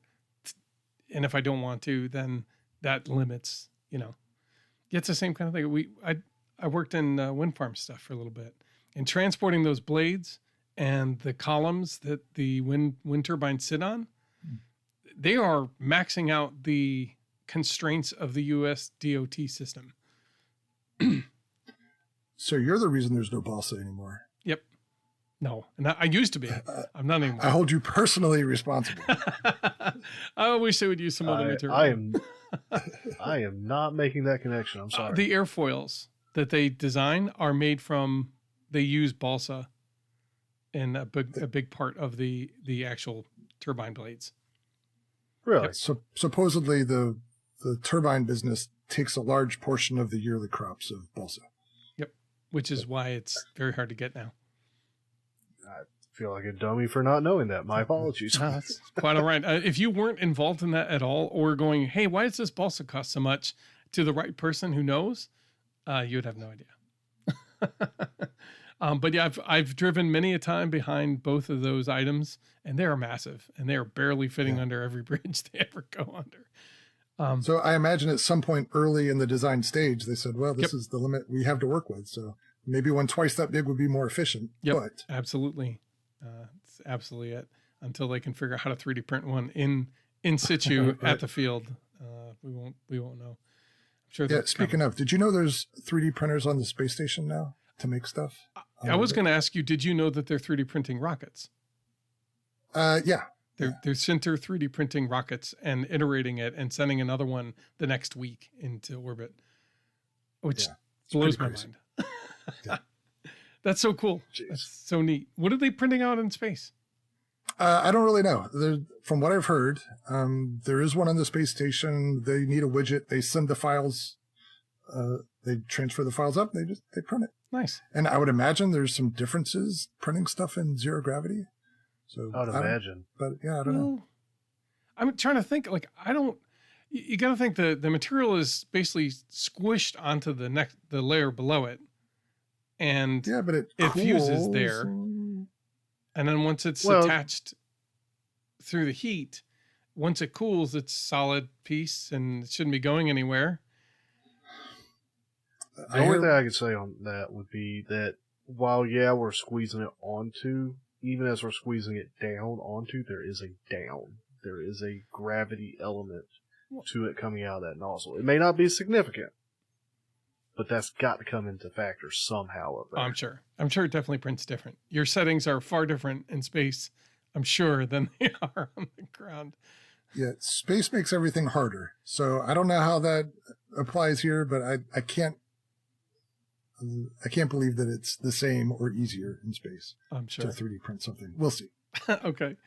Well, okay. So when you're looking at your design, one of the things I wanted to know, like, if you're designing out of balsa, it always seems to me the balsa planes are set up like they pick an airfoil, and then they size that airfoil based on whatever geometries they've got going on. I don't know if that's actually how it's designed or if that's happenstance or if it's based on, because we're basing it on this model, but you've seen so many balsa like flying bird models or some flying wing that really isn't based off any known plane. They're just testing an idea. Right. Do you do that? Like, do you pick an airfoil? No. And it goes back to, I guess, the core of this, that if I thought the just perfect airfoil was going to impact the learning part of this, then yes, I would go through that process of picking just the right airfoil. But typically, pretty much any airfoil is going to work to make that airplane fly and prove the thing I was trying to prove. So the airfoil is not an important factor of what I'm doing. So the simplest version of an airfoil that you can get with that material would be it. So the Parallax is a piece of 6mm thick foam on the bottom with a carbon rod spar, and then the top of the airfoil is 3mm foam just bent over that spar. And the shape you get out of that's the perfect airfoil. Okay, that makes sense. So, and there's just so much latitude in what we do with design constraints and airfoils and all that, that for most of us and for most of what we do with sport flying and all that, I don't think just the right airfoil is really a factor. Now, there are certainly some high performance type things, and there are areas of the hobby where you definitely get better performance by optimizing the airfoil. But if you gave me two gliders and said, this one has this wing, this other one has another airfoil, tell me which one you like better. In a blind taste test, I probably would not be able to tell the difference. Okay. I'm not that calibrated for it. And I think it takes a very special type of airplane with a very special type of pilot to get that sort of granularity to matter. I think that's interesting to hear and interesting, to think about. Because I think when you're looking at what scale does that seem to start playing a factor? Obviously, when you get in the full scale, you're trying to eke out every efficiency you can, it seems. But at what point does an RC model really need to pay attention to, like, what NACA designation are we using for our airfoil? I know for the Prandtl D, it's important that in the inside, it's like a Clark Y, and in the outside, it's symmetrical and twisting like 10 mothers. Right. That's the core of that particular design philosophy. So without that, you're not really testing the thing you went out to test. Exactly. So, but otherwise, I think that's a good example. Yeah, it's a good example. I know I'm looking at a couple other planes like the Mara and the Marabou, which their airfoils change and are very specific, especially the angles of attack. They kind of run on a similar principle. Okay. So if you don't really use the airfoil, then what is the one you tend to go to? Typically just a flat bottom, again, whatever Clark is Y. kind of easy to make. Yeah, Clark Y-ish. A Clark Y is a very specific flat bottom airfoil. It is. If you're talking about that. But yeah, I think it's often used interchangeably with flat bottom, curvy top, sort of thick. Okay. Yeah, that's what I'm going for most of the time. Every now and then, like with this kite-like airplane, just a plank wing is fine, or a flat bottom piece of foam, whatever it takes. Okay. Let's see here. Let me look at my list again. I've got some more. And again, we're going to get into the parallax in about a second here. All right. It's specifically how you design the parallax. So I guess the clockwise is what most RC people use, I guess, because flat bottom makes for untwisted wings when building it on a table. So I figured that's probably why most people select it. Joe, are you waiting for your questions for the parallax? Should I just get to it? No, it's fine. Now you throw I me. did. Because I know you've got that. I know you got that sitting there like, I want you to ask a question, Joe. And I'm just kind of letting you go through these. Okay. And it's not about just get to it. It's, I worry that maybe we're asking the same question from maybe perceiving to be asking the same question from different angles, and it's all coming back to admittedly the same answer for Terry. Well, yeah, they are, but I mean, knowing that that's the same answer to me, that tells me stuff. That tells me that all these things that people worry about, because all of those things are people I've heard questions. People ask questions. Oh, which airfoil do I need to use, or what size of this, and what like. The fact is, it doesn't really matter. I mean, whatever works for you for now, who cares? Truly, it doesn't have to be the exact airfoil that Horton used, but you should know that if you do Clark Y, twist up the end a little bit, and it'll probably fly like a Horton wing. Anyway, so my question before we get in was like, how do you pick a motor and prop? Like, how do you size that when you're making your airplanes?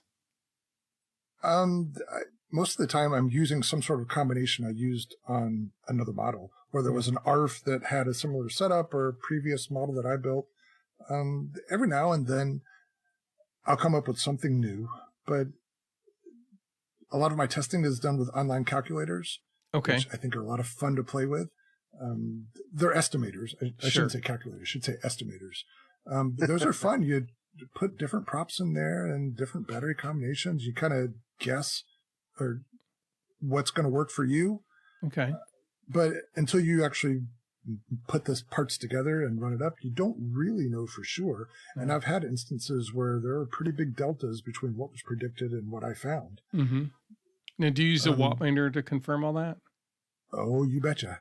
Okay. So any electric flyer who doesn't have a wattmeter is just waiting for an accident to happen. Waiting to burn up a bunch of ESCs. Yep. Or burn up a motor. Or all of the above. So they're cheap enough now. Even the knockoffs on Amazon, I think, are around $15. That's what I just got mine for. It's a wattmeter, Joe. It measures the energy going from your battery into the system, basically. Yeah. If you're flying only ARFs with the stock power system, I can accept that you don't need one then. But if you're doing any sort of tweaking with different propellers or different batteries or whatever, a wattmeter will pay for itself very quickly. And stuff that you're not burning up. All you have to do is not burn up an ESC once and you pay for it. Right. And not to advertise myself, but one of my columns, it might have even been my first column, talks about the value of a wattmeter for that very reason. It's information you need to have if you're going to experiment. Okay. And all the times I hear people say, this plane comes with a 3-channel, but it's not fast enough, or excuse me, it comes with a 3-cell battery. I want it to go faster. Let me just throw in a 4-cell, not change anything else, and not really understand the implications that a change like that can have. So a wattmeter tells you that very quickly and lets you know if you're going to blow something up. Okay. As I've not got any experience with them, let's see if we can, between now and when we release, see if we can find that article so we can include it in the show notes. It might be online. It is Model Aviation Knowledge and Wattmeter done. Look at that. I typed it's in knowledge is power. Why you need a wattmeter. There it is. Look at that, so fast. Well, speaking about the calculators and the wattmeter and all, I mean, at this point, you've got a selection of motors and a selection of props. And I've only, I understand with that you got a little bit of a swing in the size of the prop and you got some swing in the pitch angle. And I understand, okay, increase the pitch, like sure you're biting more, but do you have the power to push it and power to swing it? But how are you picking a prop? Like what aspects or what factors go into picking a prop for your motor and your design that you're trying out? I wish I could give you a solid answer on that. Most of the time, go ahead. No, I was just gonna say, or is it slap a 9x4.5 on it and let it rip?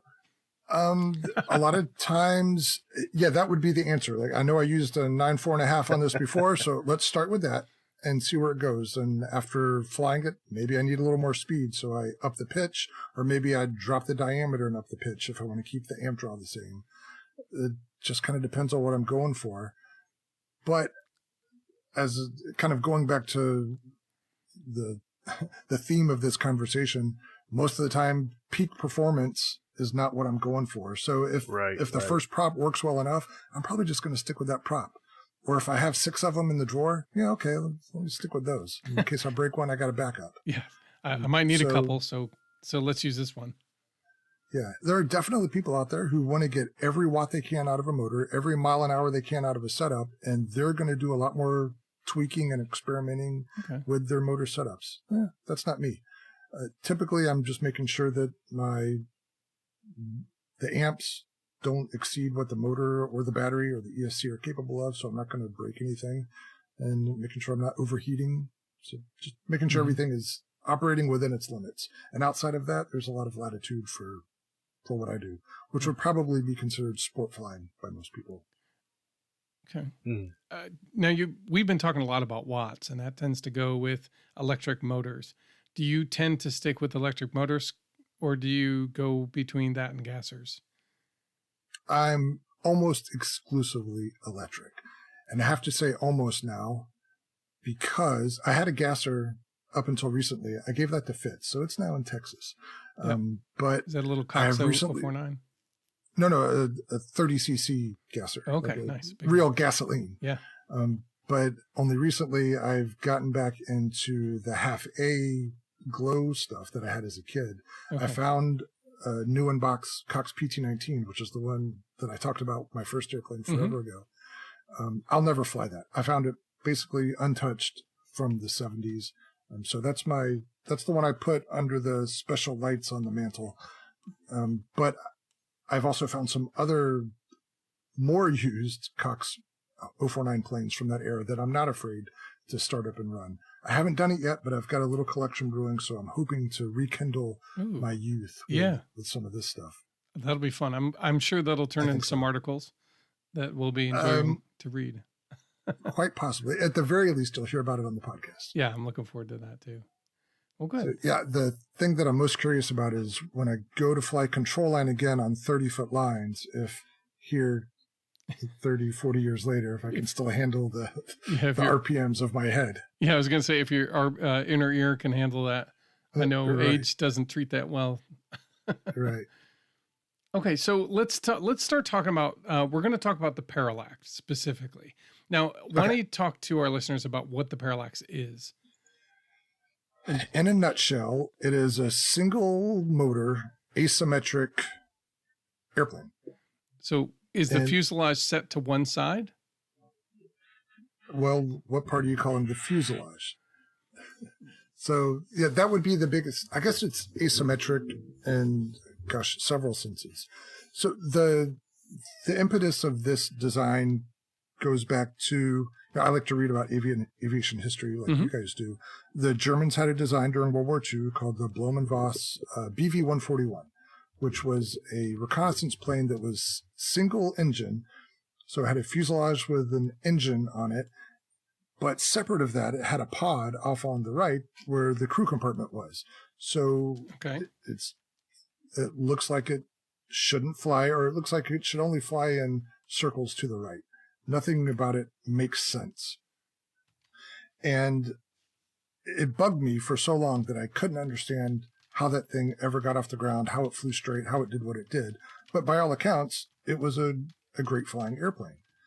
And so I committed myself, and I think, just probably between 10 and 15 years ago, I sat down with a 3-view drawing of that BV-141, and I said, I'm not getting out of this chair till I figure out why this thing at least flies. Yeah.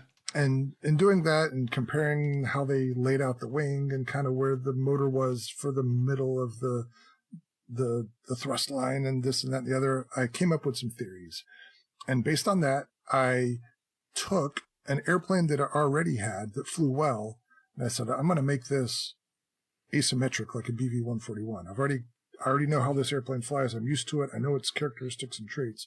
So I'm going to make this modification to it, and maybe by doing that, I can understand how being asymmetric affects an airplane that I know. Maybe by doing that, I can understand how to design an asymmetric airplane.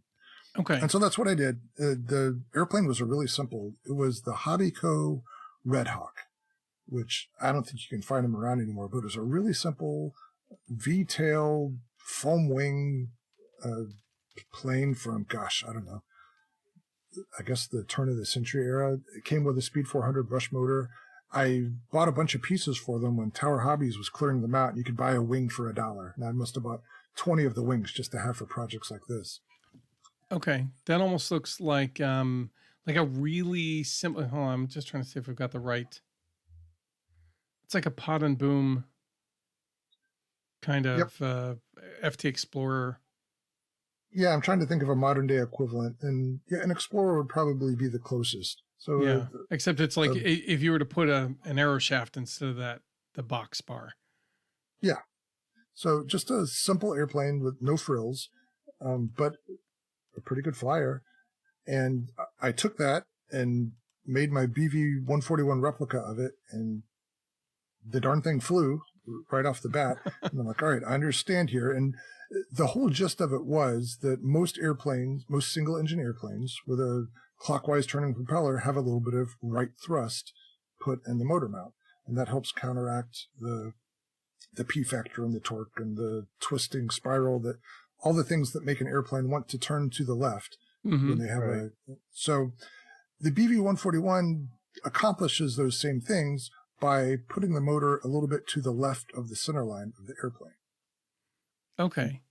That's the gist of it. It's just enough to counteract all those factors you just talked about. Yes. So it does pretty much the same thing, but in a different way. Okay. And so there were still some things I didn't quite understand. Like, you've got this crew compartment off to the side. Right. And yeah, so man, that must be a lot of drag sitting out there. How does that not make it want to turn that way too? Wouldn't that balance out the drag from the fuselage? Well, not necessarily, or at least not in my head, because the fuselage that's where the engine's pulling it, right? So that drag is on what I thought was the center line. So it seemed like you had this big, huge thing sticking out there, right? Off on the right. Yeah. And then I looked at some pictures of Corsairs that flew, I guess these were probably late World War II, or maybe Corsairs that flew in Korea. And they were night fighters that had radar. And they put these huge bulbous pods out on the end of one of the wings. And I'm like, wait a minute, that's kind of the same thing. You've got this huge source of drag way out on the wingtip. Why did that not make this Corsair go nuts? Right. And then I read another story about the old Aero Commander, which was a twin-engine civilian plane that actually Horizon made a ultramicro model of it, the twin Aero Commander. And when they were getting that airplane certified, I think it was in the 1950s, they had to fly an example up to the FAA headquarters in Washington, D.C. And as a publicity stunt, they took off, flew cross-country from, I forget where it was, maybe it was Wichita, all the way to D.C. on one engine. So they had an engine way off the center line. They had this whole fuselage and other engine causing all this drag. So how the heck did that work? Right. And so my lesson in all these examples was, maybe the drag just doesn't matter. So let's build an airplane. Let's ignore the drag and see what happens. And so that's how the Parallax was born. I decided I had a fair enough understanding of how asymmetry would affect the model, that I was going to take those concepts and push them to the most extreme degree to make an airplane that looked like it should never get off the ground, but flew kind of normally. So I had this single pod off to the left. I had a crew compartment looking thing off to the right. I decided, what the heck, let's go ahead and make the wing asymmetric too. And make it swept, but each side is a different length. And that was inspired by the Rutan Boomerang, which is another popular asymmetric plane. So I took cues from both of those and put them together, and it did not fly. Oh, actually, my prototype was a canard as well. I decided to go one step further and being unique. And I incorporated all those design elements and also made it a canard. And my prototype did not fly, at least not initially. It took a lot of tweaking, a lot of test glides, a lot of tall grass, and eventually I kind of honed in on the different balance adjustments and the little tweaks here and there, and the size of the the vertical stabilizer, and the angle of the canard, all these little different things that my experience with other models helped me to watch what was happening on these test glides and these test flights and make one tweak at a time so I knew the effect of each thing. And eventually I checked off all the problems on the list of this thing. And within a couple of weeks, I had an airplane that flew and ended up flying pretty well. Okay. Did you calculate at any point, the lift from the wing on either side of the propellered fuselage, or the center of mass, I guess, would probably be the more appropriate spot? Tell us which spot is the spot. So it's all kind of an optical illusion. The actual center line of the wing is a spot just to the right of that long fuselage that has the motor. It's basically like a tiny trainer with an lopsided horizontal stabilizer is what the part with on the Parallax with the propeller. And then there's like what is it, 7337 Cessna 337 pod? Yeah, but no motors on it. No motors on that pod, and sticking on the apex of a wing. It's like an arrow. If you were to take a P-38 and take off one boom in the wing on the other side, on one side, and but it being like a swept back P-38 somehow, that's what you have. That's what a Parallax is. It's kind of hard to explain. I think we'll have a picture in the show notes and look it up. Look up Parallax and Terry Dunn, and you'll see the picture. It's funny that you mentioned the P-38, because once I had some experience with the Parallax and kind of felt like I knew a little more about asymmetry, like, I should take an off-the-shelf P-38 model, lop off one of the wings, and make that into some sort of unorthodox asymmetric, and then come up with this weird altered history backstory about how saboteurs blew up the Allison plant in Detroit, and they only had left-turning Allison engines, so they had to make the P-38 single engine. I'm keeping that one in my back pocket for a rainy day. Okay. But, well, I'm looking forward to seeing that if that happens. Well, I got to make it work first. But I think the takeaway from all this is really that as crazy as the Parallax is, it's really just a combination of all the basic design elements that go into an airplane like the Tiny Trainer, something that looks simple. And it's really just a combination of all that stuff. Just like a 747 is a combination of, 7 simple machines? I'm too far away from school. But any complex machine is just a combination of simple machines. Yeah. So a complex airplane is just a combination of simple aerodynamic principles, sometimes more than others. Yeah, right. So again, the Parallax was just my concept of how to take these strange concepts, stretch them to the extreme, and still have a normal flying airplane. So it took some iterations to get there, but eventually that's where it landed. When you say some iterations, what kind are we talking about? Adjusting the center of gravity, changing the size of the vertical stabilizer. The canard provided a little bit of trouble for me because canards are kind of a special beast, because they're not just a stabilizer. They're actually a lifting surface that you have to calculate the area and they move the angle of that. They move where everything is, and what angle it's at changes how much it lifts a lot. Yeah, so a simple change moving that surface from the back to the front that adds a lot of complexity to a model. So my advice coming out of that would be, if you're working on a new design that doesn't require a canard to do whatever concept you're doing, forget it. Introduce that in version 2 or something. And so, yeah, I did get the canard version flying and felt like I had some confidence in it. And then just out of curiosity, I'm like, well, let me make a version with a normal horizontal stabilizer in the back. And that one flew great right off the bat. So all the subsequent versions had a normal horizontal stab in the tail. Okay. I still have my canard prototype here behind me, but Okay. I should probably get it out and fly it and remind myself how that one flies compared to the others. Yeah, right. So usually people choose a canard because canards, they almost can't stall severely because the front wing stalls before the back wing loses lift, which means the nose starts to drop before the back ever loses lift. And then Right. it becomes imbalanced for about 3 seconds while the nose kind of buffets down to level again. And now you're flying like you were before. Yep. And so people love it because you can't really stall this. However, and they also like to float forever and they need a lot longer of a runway for that same reason. Yeah, there are definitely designs where a canard is the right answer. I was working on a thing that, for whatever reason, I moved to the back of my queue. But what is it? The Eagle from Spaceballs, the flying RV. Yeah, I've been wanting to build one of those for a long time now.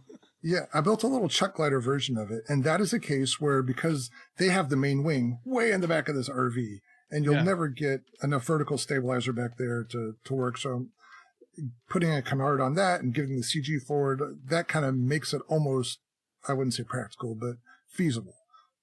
So instances like that, or a lot of people do X-Wing fighters, the same kind of thing. You got a main wing way in the back. You got to compensate for that somehow. So a canard makes sense in those cases. But again, if you don't have to have a canard, you're probably better off without it. Yeah. Okay. I'm sorry. I'm just seeing somebody I took a quadcopter and basically made a Winnebago on it. That's funny. Yeah. All right. Sorry. And speaking of strange flying things and quadcopters and all sorts of cool stuff, if you're not familiar with Adam Woodworth and the stuff that he builds, you got to check out his stuff. He is a magician. Adam Woodworth. I'll take a look at this here. And you said it's not RC? He may have built one of those Eagle 5s. AJW would be, he's the one. AJ Woodpiece, I think, is. Yeah. And he's the one who did the Lego plane. Yep. Oh, yeah. He's been featured on flight test videos before. Mm-hmm. Oh, okay. Yeah. And he did the Winnebago. He was the one who did that Winnebago. Okay. Cool. Maybe we'll throw a link to his YouTube if you want to check it out, because there's a lot of interesting RC stuff there. Yeah. Very interesting. He has started with the I'm going to blank on it now. The new Horizon model. It's a flying wing twin motor. I've got mine over there, but I can't see the box. Meh. It's but what he does is he pulls all the guts out of one of those, and he builds all these different models using the electronics out of that. It's amazing, all the different stuff he makes and flies with them, and they fly so well. And they're really often odd concepts and science fiction based things. So Ultrix, that's it. I just had to not think about it. Oh yeah. So there's the regular Ultrix and there's a new bigger Ultrix. So he does a lot of experiments with that stuff that you have to go see. Yeah, definitely. And he loves Star Wars and he loves Legos. Yep. And he knows how to make that stuff fly. He sure does. Not to mention, he is an ace pilot. You have to be with some of the things you're like, how is that? He makes it look effortless for sure. Well, cool. Yeah. Well, we'll put a link to his YouTube channel. Check out some of the things that suit your fancy, because you're like, oh, look at that. Good stuff. Let's see. So back to Parallax. I guess. Okay. Joe, do you have any follow-up questions about the Parallax? I mean, mine are more with the Yin-Yang. Okay. Because I remember we were talking and I had a couple questions. Well, then let's shift to the Yin-Yang. So the Yin-Yang is a very similar look in the sense that there's a sort of a pod and a boom next to each other the pod has in the Yin-Yang's case, what a pusher, and the boom has a tractor. Yep.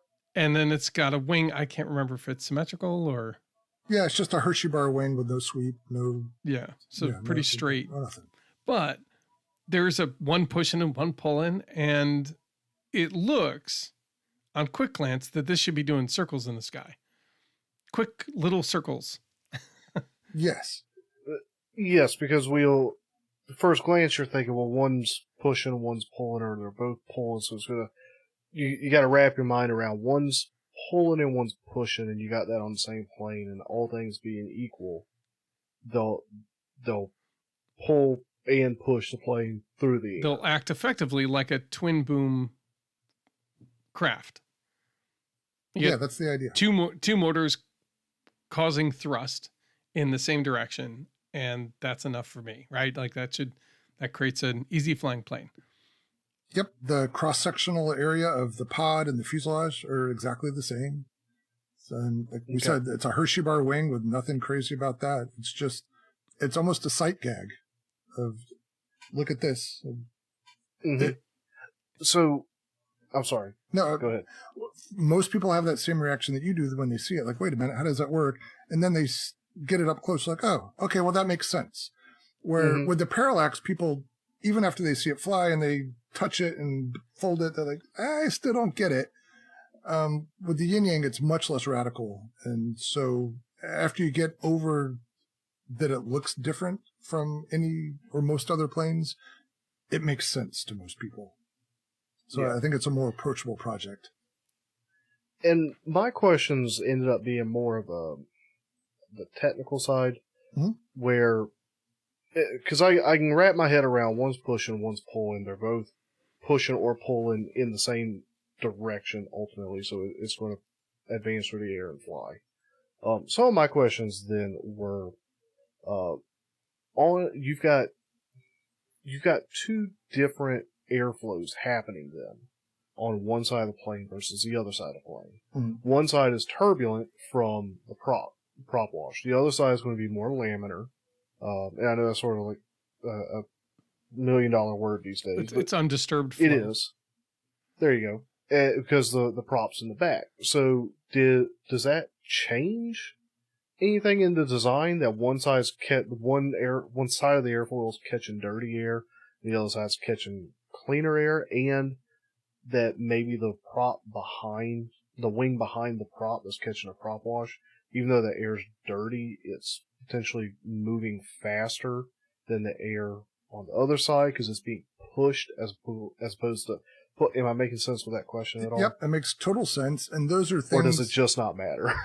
Well, in the end, at this scale with this airplane, it doesn't matter. But okay. I had all those thoughts beforehand, and then kind of like the destination I ended up with the Parallax of not worrying about that drag anymore. You know, I could examine these things. I could probably do some calculations to figure it out, or I could just build one out of foam board and throw it in the air and see what happens. And see what it does. And, right, and that's pretty much what I did. And this one's interesting because the foam board version that I released the plans for was the second iteration of this design. I did one several years ago, not long after I did the Parallax, with the different type of foam, hot wire cut wing and the thicker foam. And that was my basic concept. And then I flew that for a while and it kind of sat. And then I decided I wanted to do plans for it, and foam board seemed the most approachable way for other people to build this design. So I adapted my original design to foam board. But in terms of the design concept, yeah, I thought about those potential problems and said, you know what, let's just try it, see what happens. And it flew fine. So I'm not saying there aren't differences. I'm saying the differences don't seem to matter here. At the scale that we're at, it's not enough to worry about. They don't create a slightly different lift on one side of the plane versus the other, creating a general left circling tendency like the magician. Well, okay, then one more question following that up. And the answer to this one may also be, it doesn't matter. But does that impact the ailerons at all? Or is it sort of they're very effective. I'm not sure what it is about this airplane that makes the aileron super effective. They're not that big as in terms of percentage of the wing area, but I've built several of these models. They all have very nice roll response. So I guess the question would be, is the left aileron more effective than the right because it has prop wash over it? I don't know. I've never used only one or the other. So yeah, I don't know. Whatever it is, the combination of those factors makes for an airplane that rolls really well. Okay, Nice. fair enough. So if there is asymmetric control authority there, I don't know how to tell. It still seems pretty axial. And asymmetric planes like the Parallax in this, axial rolls are a little bit tough to see because there's no center point. All the parts of the fuselage are rotating around the center point anyway, so it's hard to see what's really axial. Right, as opposed to like pattern planes or or those where you're literally watching it spin about an axis that is the rotation point of your propeller. Right. It's clear that it's rotating from tail to tip, and it's going around that point. That point is not obvious on either of these other planes, which is neat. So, did you do any calculations when you're doing the Parallax just to see where the CG would be beforehand, or do you just sort of again toss it and hope and move around? No. I might seem pretty relaxed about a lot of this stuff, but that's not really the case with certain factors. I know there's things that matter in every case. Center of gravity is one of those things that matters, and I'm kind of meticulous about figuring that out beforehand in some way or another. Sometimes I'll build a check glider to test it out, or I'll trace it out. There's online CG calculators, whatever I think is the right way for this particular airplane. Okay. I'll factor it in, and usually my target for any sort of new design is 25% of the mean aerodynamic chord. Okay. Which is and that gives a general number for Clark Y type things. And that gives it generally a little bit slightly nose heavy flight tendency. Right. Unless you have a canard on the front, and then throw all that out the window, and then you go to the canard calculator and use that and hope that works. So you used a CG calculator, or did you actually calculate the wing area and figured out what rough lift that would be, or you just let the calculator handle that? I don't remember exactly how I did it, but it had to do with the distribution of the area of the wing. And then once you kind of figure out what the mean aerodynamic chord of that wing is, the rest falls into place. Okay. And it wasn't so complex once I sketched it out. I like to use graph paper where you have all the squares that helps me visualize things and work it out in my head. There are so many squares over here. There's roughly the same amount over here. That should balance here. Right. And that's a good strategy that a lot of people use for figuring out CG when they don't want to use a calculator or don't know how. You cut the profile out of a piece of cardboard, which is a equal distribution of the weight, and then use the weight of the thing to find where the center point is and where the mean aerodynamic chord is. So there's 100 different ways that you can figure this stuff out. Yeah. But for me, I've decided that that's a critical factor in all my designs that's worthy of my investment of time to sort out before I chuck this thing in the air. Nice. A little side piece is when you hooked control arms up, do you like to use why can't I think of the name of the brand? Dubro. Do you use like the Dubro connectors, or do you do just like Flight Test uses, which is just a Z-bend kind of deal? Yes. Okay. That's a simple answer to that. No, I work for Dubro. I do Dubro's social media. So I have a bunch of Dubro stuff here. I've used it for years, so I don't want to sound like a commercial, but I've always liked their stuff, and now I have access to it, so I use it whenever I can.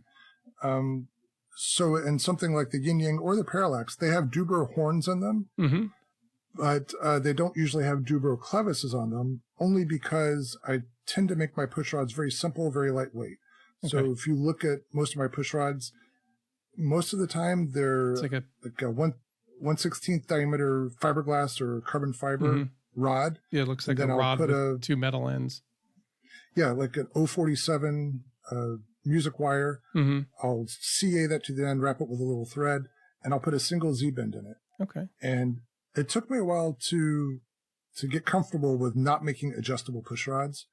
But once you've done a few and you kind of know where that Z-bend is going to end up, it's no problem. So most of my push rods, they're Z-bends on the servo side and the control side. Okay. No adjustment whatsoever other than trim on the servo. Nice. The C-Duct actually was the first that I've done with only Z-bends. For that purpose, like normally I like to have the wiggle room. Right. But and maybe the shorter distances help be a little more confident with that. Mm-hmm. But then just practice, yeah. If you can get it to just 2 Z-bends, you take I guess what I have found to be a failure point out of the equation, where I was putting in extra length and then kinking to take out that extra slop that I didn't need. Right. Yeah, I have a natural distrust of the set screw type push rod connectors. I've never had one fail on me, but I look at it and I'm like, yeah, I don't trust that. And also, I'm glad you haven't had one fail, because they sure failed me. Yeah, they slip on me too. But the bigger concern for me is they often sit fairly high above the servo arm, so you're torquing that servo arm a little bit whenever you apply pressure. So I had a few servos where you could look and see the servo arm flexing whenever it was trying to push against the control surface. So that was enough for me to switch to Z-bends. Okay. Interesting. Well, thank you. That makes a lot of sense. Yeah, just one of those people, it's like we're still new. We're using whatever we can find to make a servo horn. I personally like to use the flossing deals with the holes in them, because they're strong enough and they're quick and easy to snip and put in, and away you go.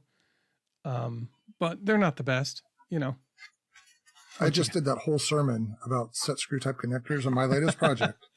I have 2 of them. And there you are. Yep. So I'll be hypocritical. There are times when that's the easy solution, and I have them right there. So yeah, use whatever you like and whatever you have. Excellent. Well, good. Thank you for that. So I think, Joe, unless you've got a couple more questions, I think I'm out, and I'm thinking it's about time to get towards the lightning round. What do you think? Yeah, I think basically those were sort of, you covered a lot of stuff, but those were the nitty gritty questions I had. And yeah, so we can head on into the lightning round. Terry, what we're going to do here. Hold on a sec. Do you mind if I summarize? Because I'm not sure that the main point I wanted to get across came across. Okay, please. So, yeah, absolutely. I think the key for me in tackling new subjects, and again, for me, it's usually trying to prove something, is you have to have a foundation to base all of your decisions on. So if you're new to RC and you're not quite a good pilot yet, or you're not quite a good pilot yet, build those skills first. Build a proven kit. Get an airplane that you get comfortable with and that you feel comfortable piloting and that you can fly in your sleep. Start modifying that. Make one change at a time. See the effect that those modifications have. Get comfortable with that cause and effect type situation.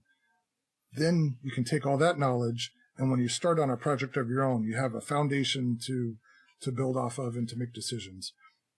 I've seen a lot of people who kind of dive into the deep end with designing their own stuff, and when they have a problem, they don't really know which way to turn and where to start in resolving those things. So I really think it's important to get that foundation built and be comfortable with the basics of RC flying before you get into the fringe of designing your own stuff. Mm-hmm. That's good advice. All right, so we're going to head on into the lightning round now. So Terry, what we do here is Matthew and I are going to kind of rapid fire some questions at you. And the idea is that, first thing that comes to mind, that's what we're answering. My responses may not be as rapid as your questions, but you go ahead. That's fair enough. Matthew, you want to start us off? Sure. Terry, sit or stand? Stand. Pinch or thumb? Pinch. OpenTX or Spectrum or other?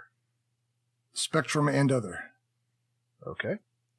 Micro, park, or giant scale? Yes.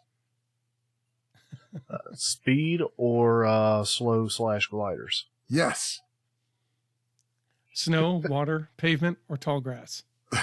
I'm sensing a trend here. Yes. All of the above. P38 or P61? Ooh, gosh. I got to go more obscure. P61. Build or fly? Sorry, Joe. I sound like a broken record. Yes, they both have great benefits. Older or newer? Older. 3-cell, 4-cell, or 6-cell? If I had to pick one, 4-cell. Foam or balsa? Doggone it, that's not a fair question. Foam. Axis or Allies? Oh, gosh. Allies.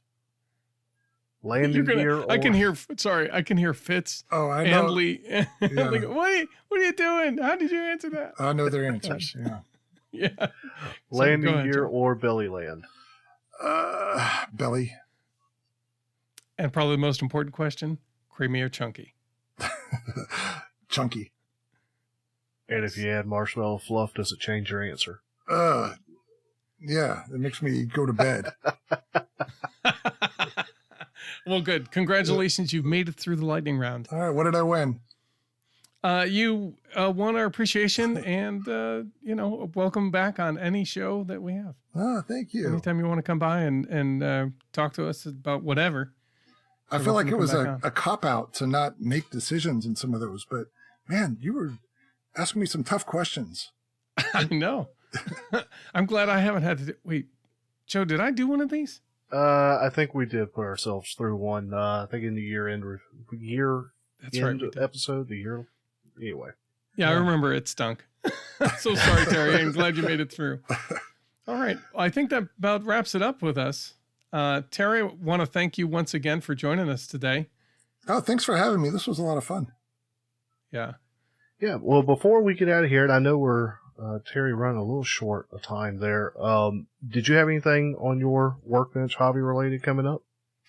No, I think if I had to predict what might be on my workbench, and that's never a safe bet, it's probably going to be the things that I talked about came in that stash that my friend dropped by. So I'm going to have to pull a project out of that stack and polish it up and get it going. All right, perfect. Okay. So more to come on that. Good. Nice. Well, I know in mine I've got the probably a smidgen more to do with the old fogey to get it airworthy again, and then I'll be switching gears to gluing that wing back on the Sea Duck and pushing out its nose where it caved in. I swear I'm going to be looking at... I'm sorry, Joe, did you finish? Nope, go ahead. I thought that I saw those two that were on your list, so I thought you were done. You're good. I've got the car plane. I'm going to put some servos in. I've got the J1000. I'm going to hook the electronics up. I've got the P61 I'm going to start building, as well as mystery plane. And I'm going to get that cookie in the air. Cool. Nice. Now, I feel out of the loop because when you say car plane, I'm not putting those pieces together. Look up carplane.com. Okay. I built a scale model of that. Okay. I will. When we're off air, I'll show you the picture. Okay. All right. Well, guys, as always, thank you for tuning in and listening. Terry, thanks for coming on and spending some time with us. Oh, yeah. Always like to talk about airplanes, so you didn't have to twist my arm. Good. Well, guys, hopefully you've enjoyed listening as much as we've enjoyed having this conversation with Terry. As always, feel free to reach out to us. You can reach us at aviationrcnoob@gmail.com. You can reach Matthew at aviationrcnoob.com, or you can reach me at joe@aviationrcnoob.com. You can find us on our Facebook page. Join us in our Discord. We got the build night coming up, so some fun stuff on the horizon. But we're going to go ahead and work on getting out of here. We'll see y'all next time. All right. See you next time. Bye, Terry. Bye. Bye, Terry.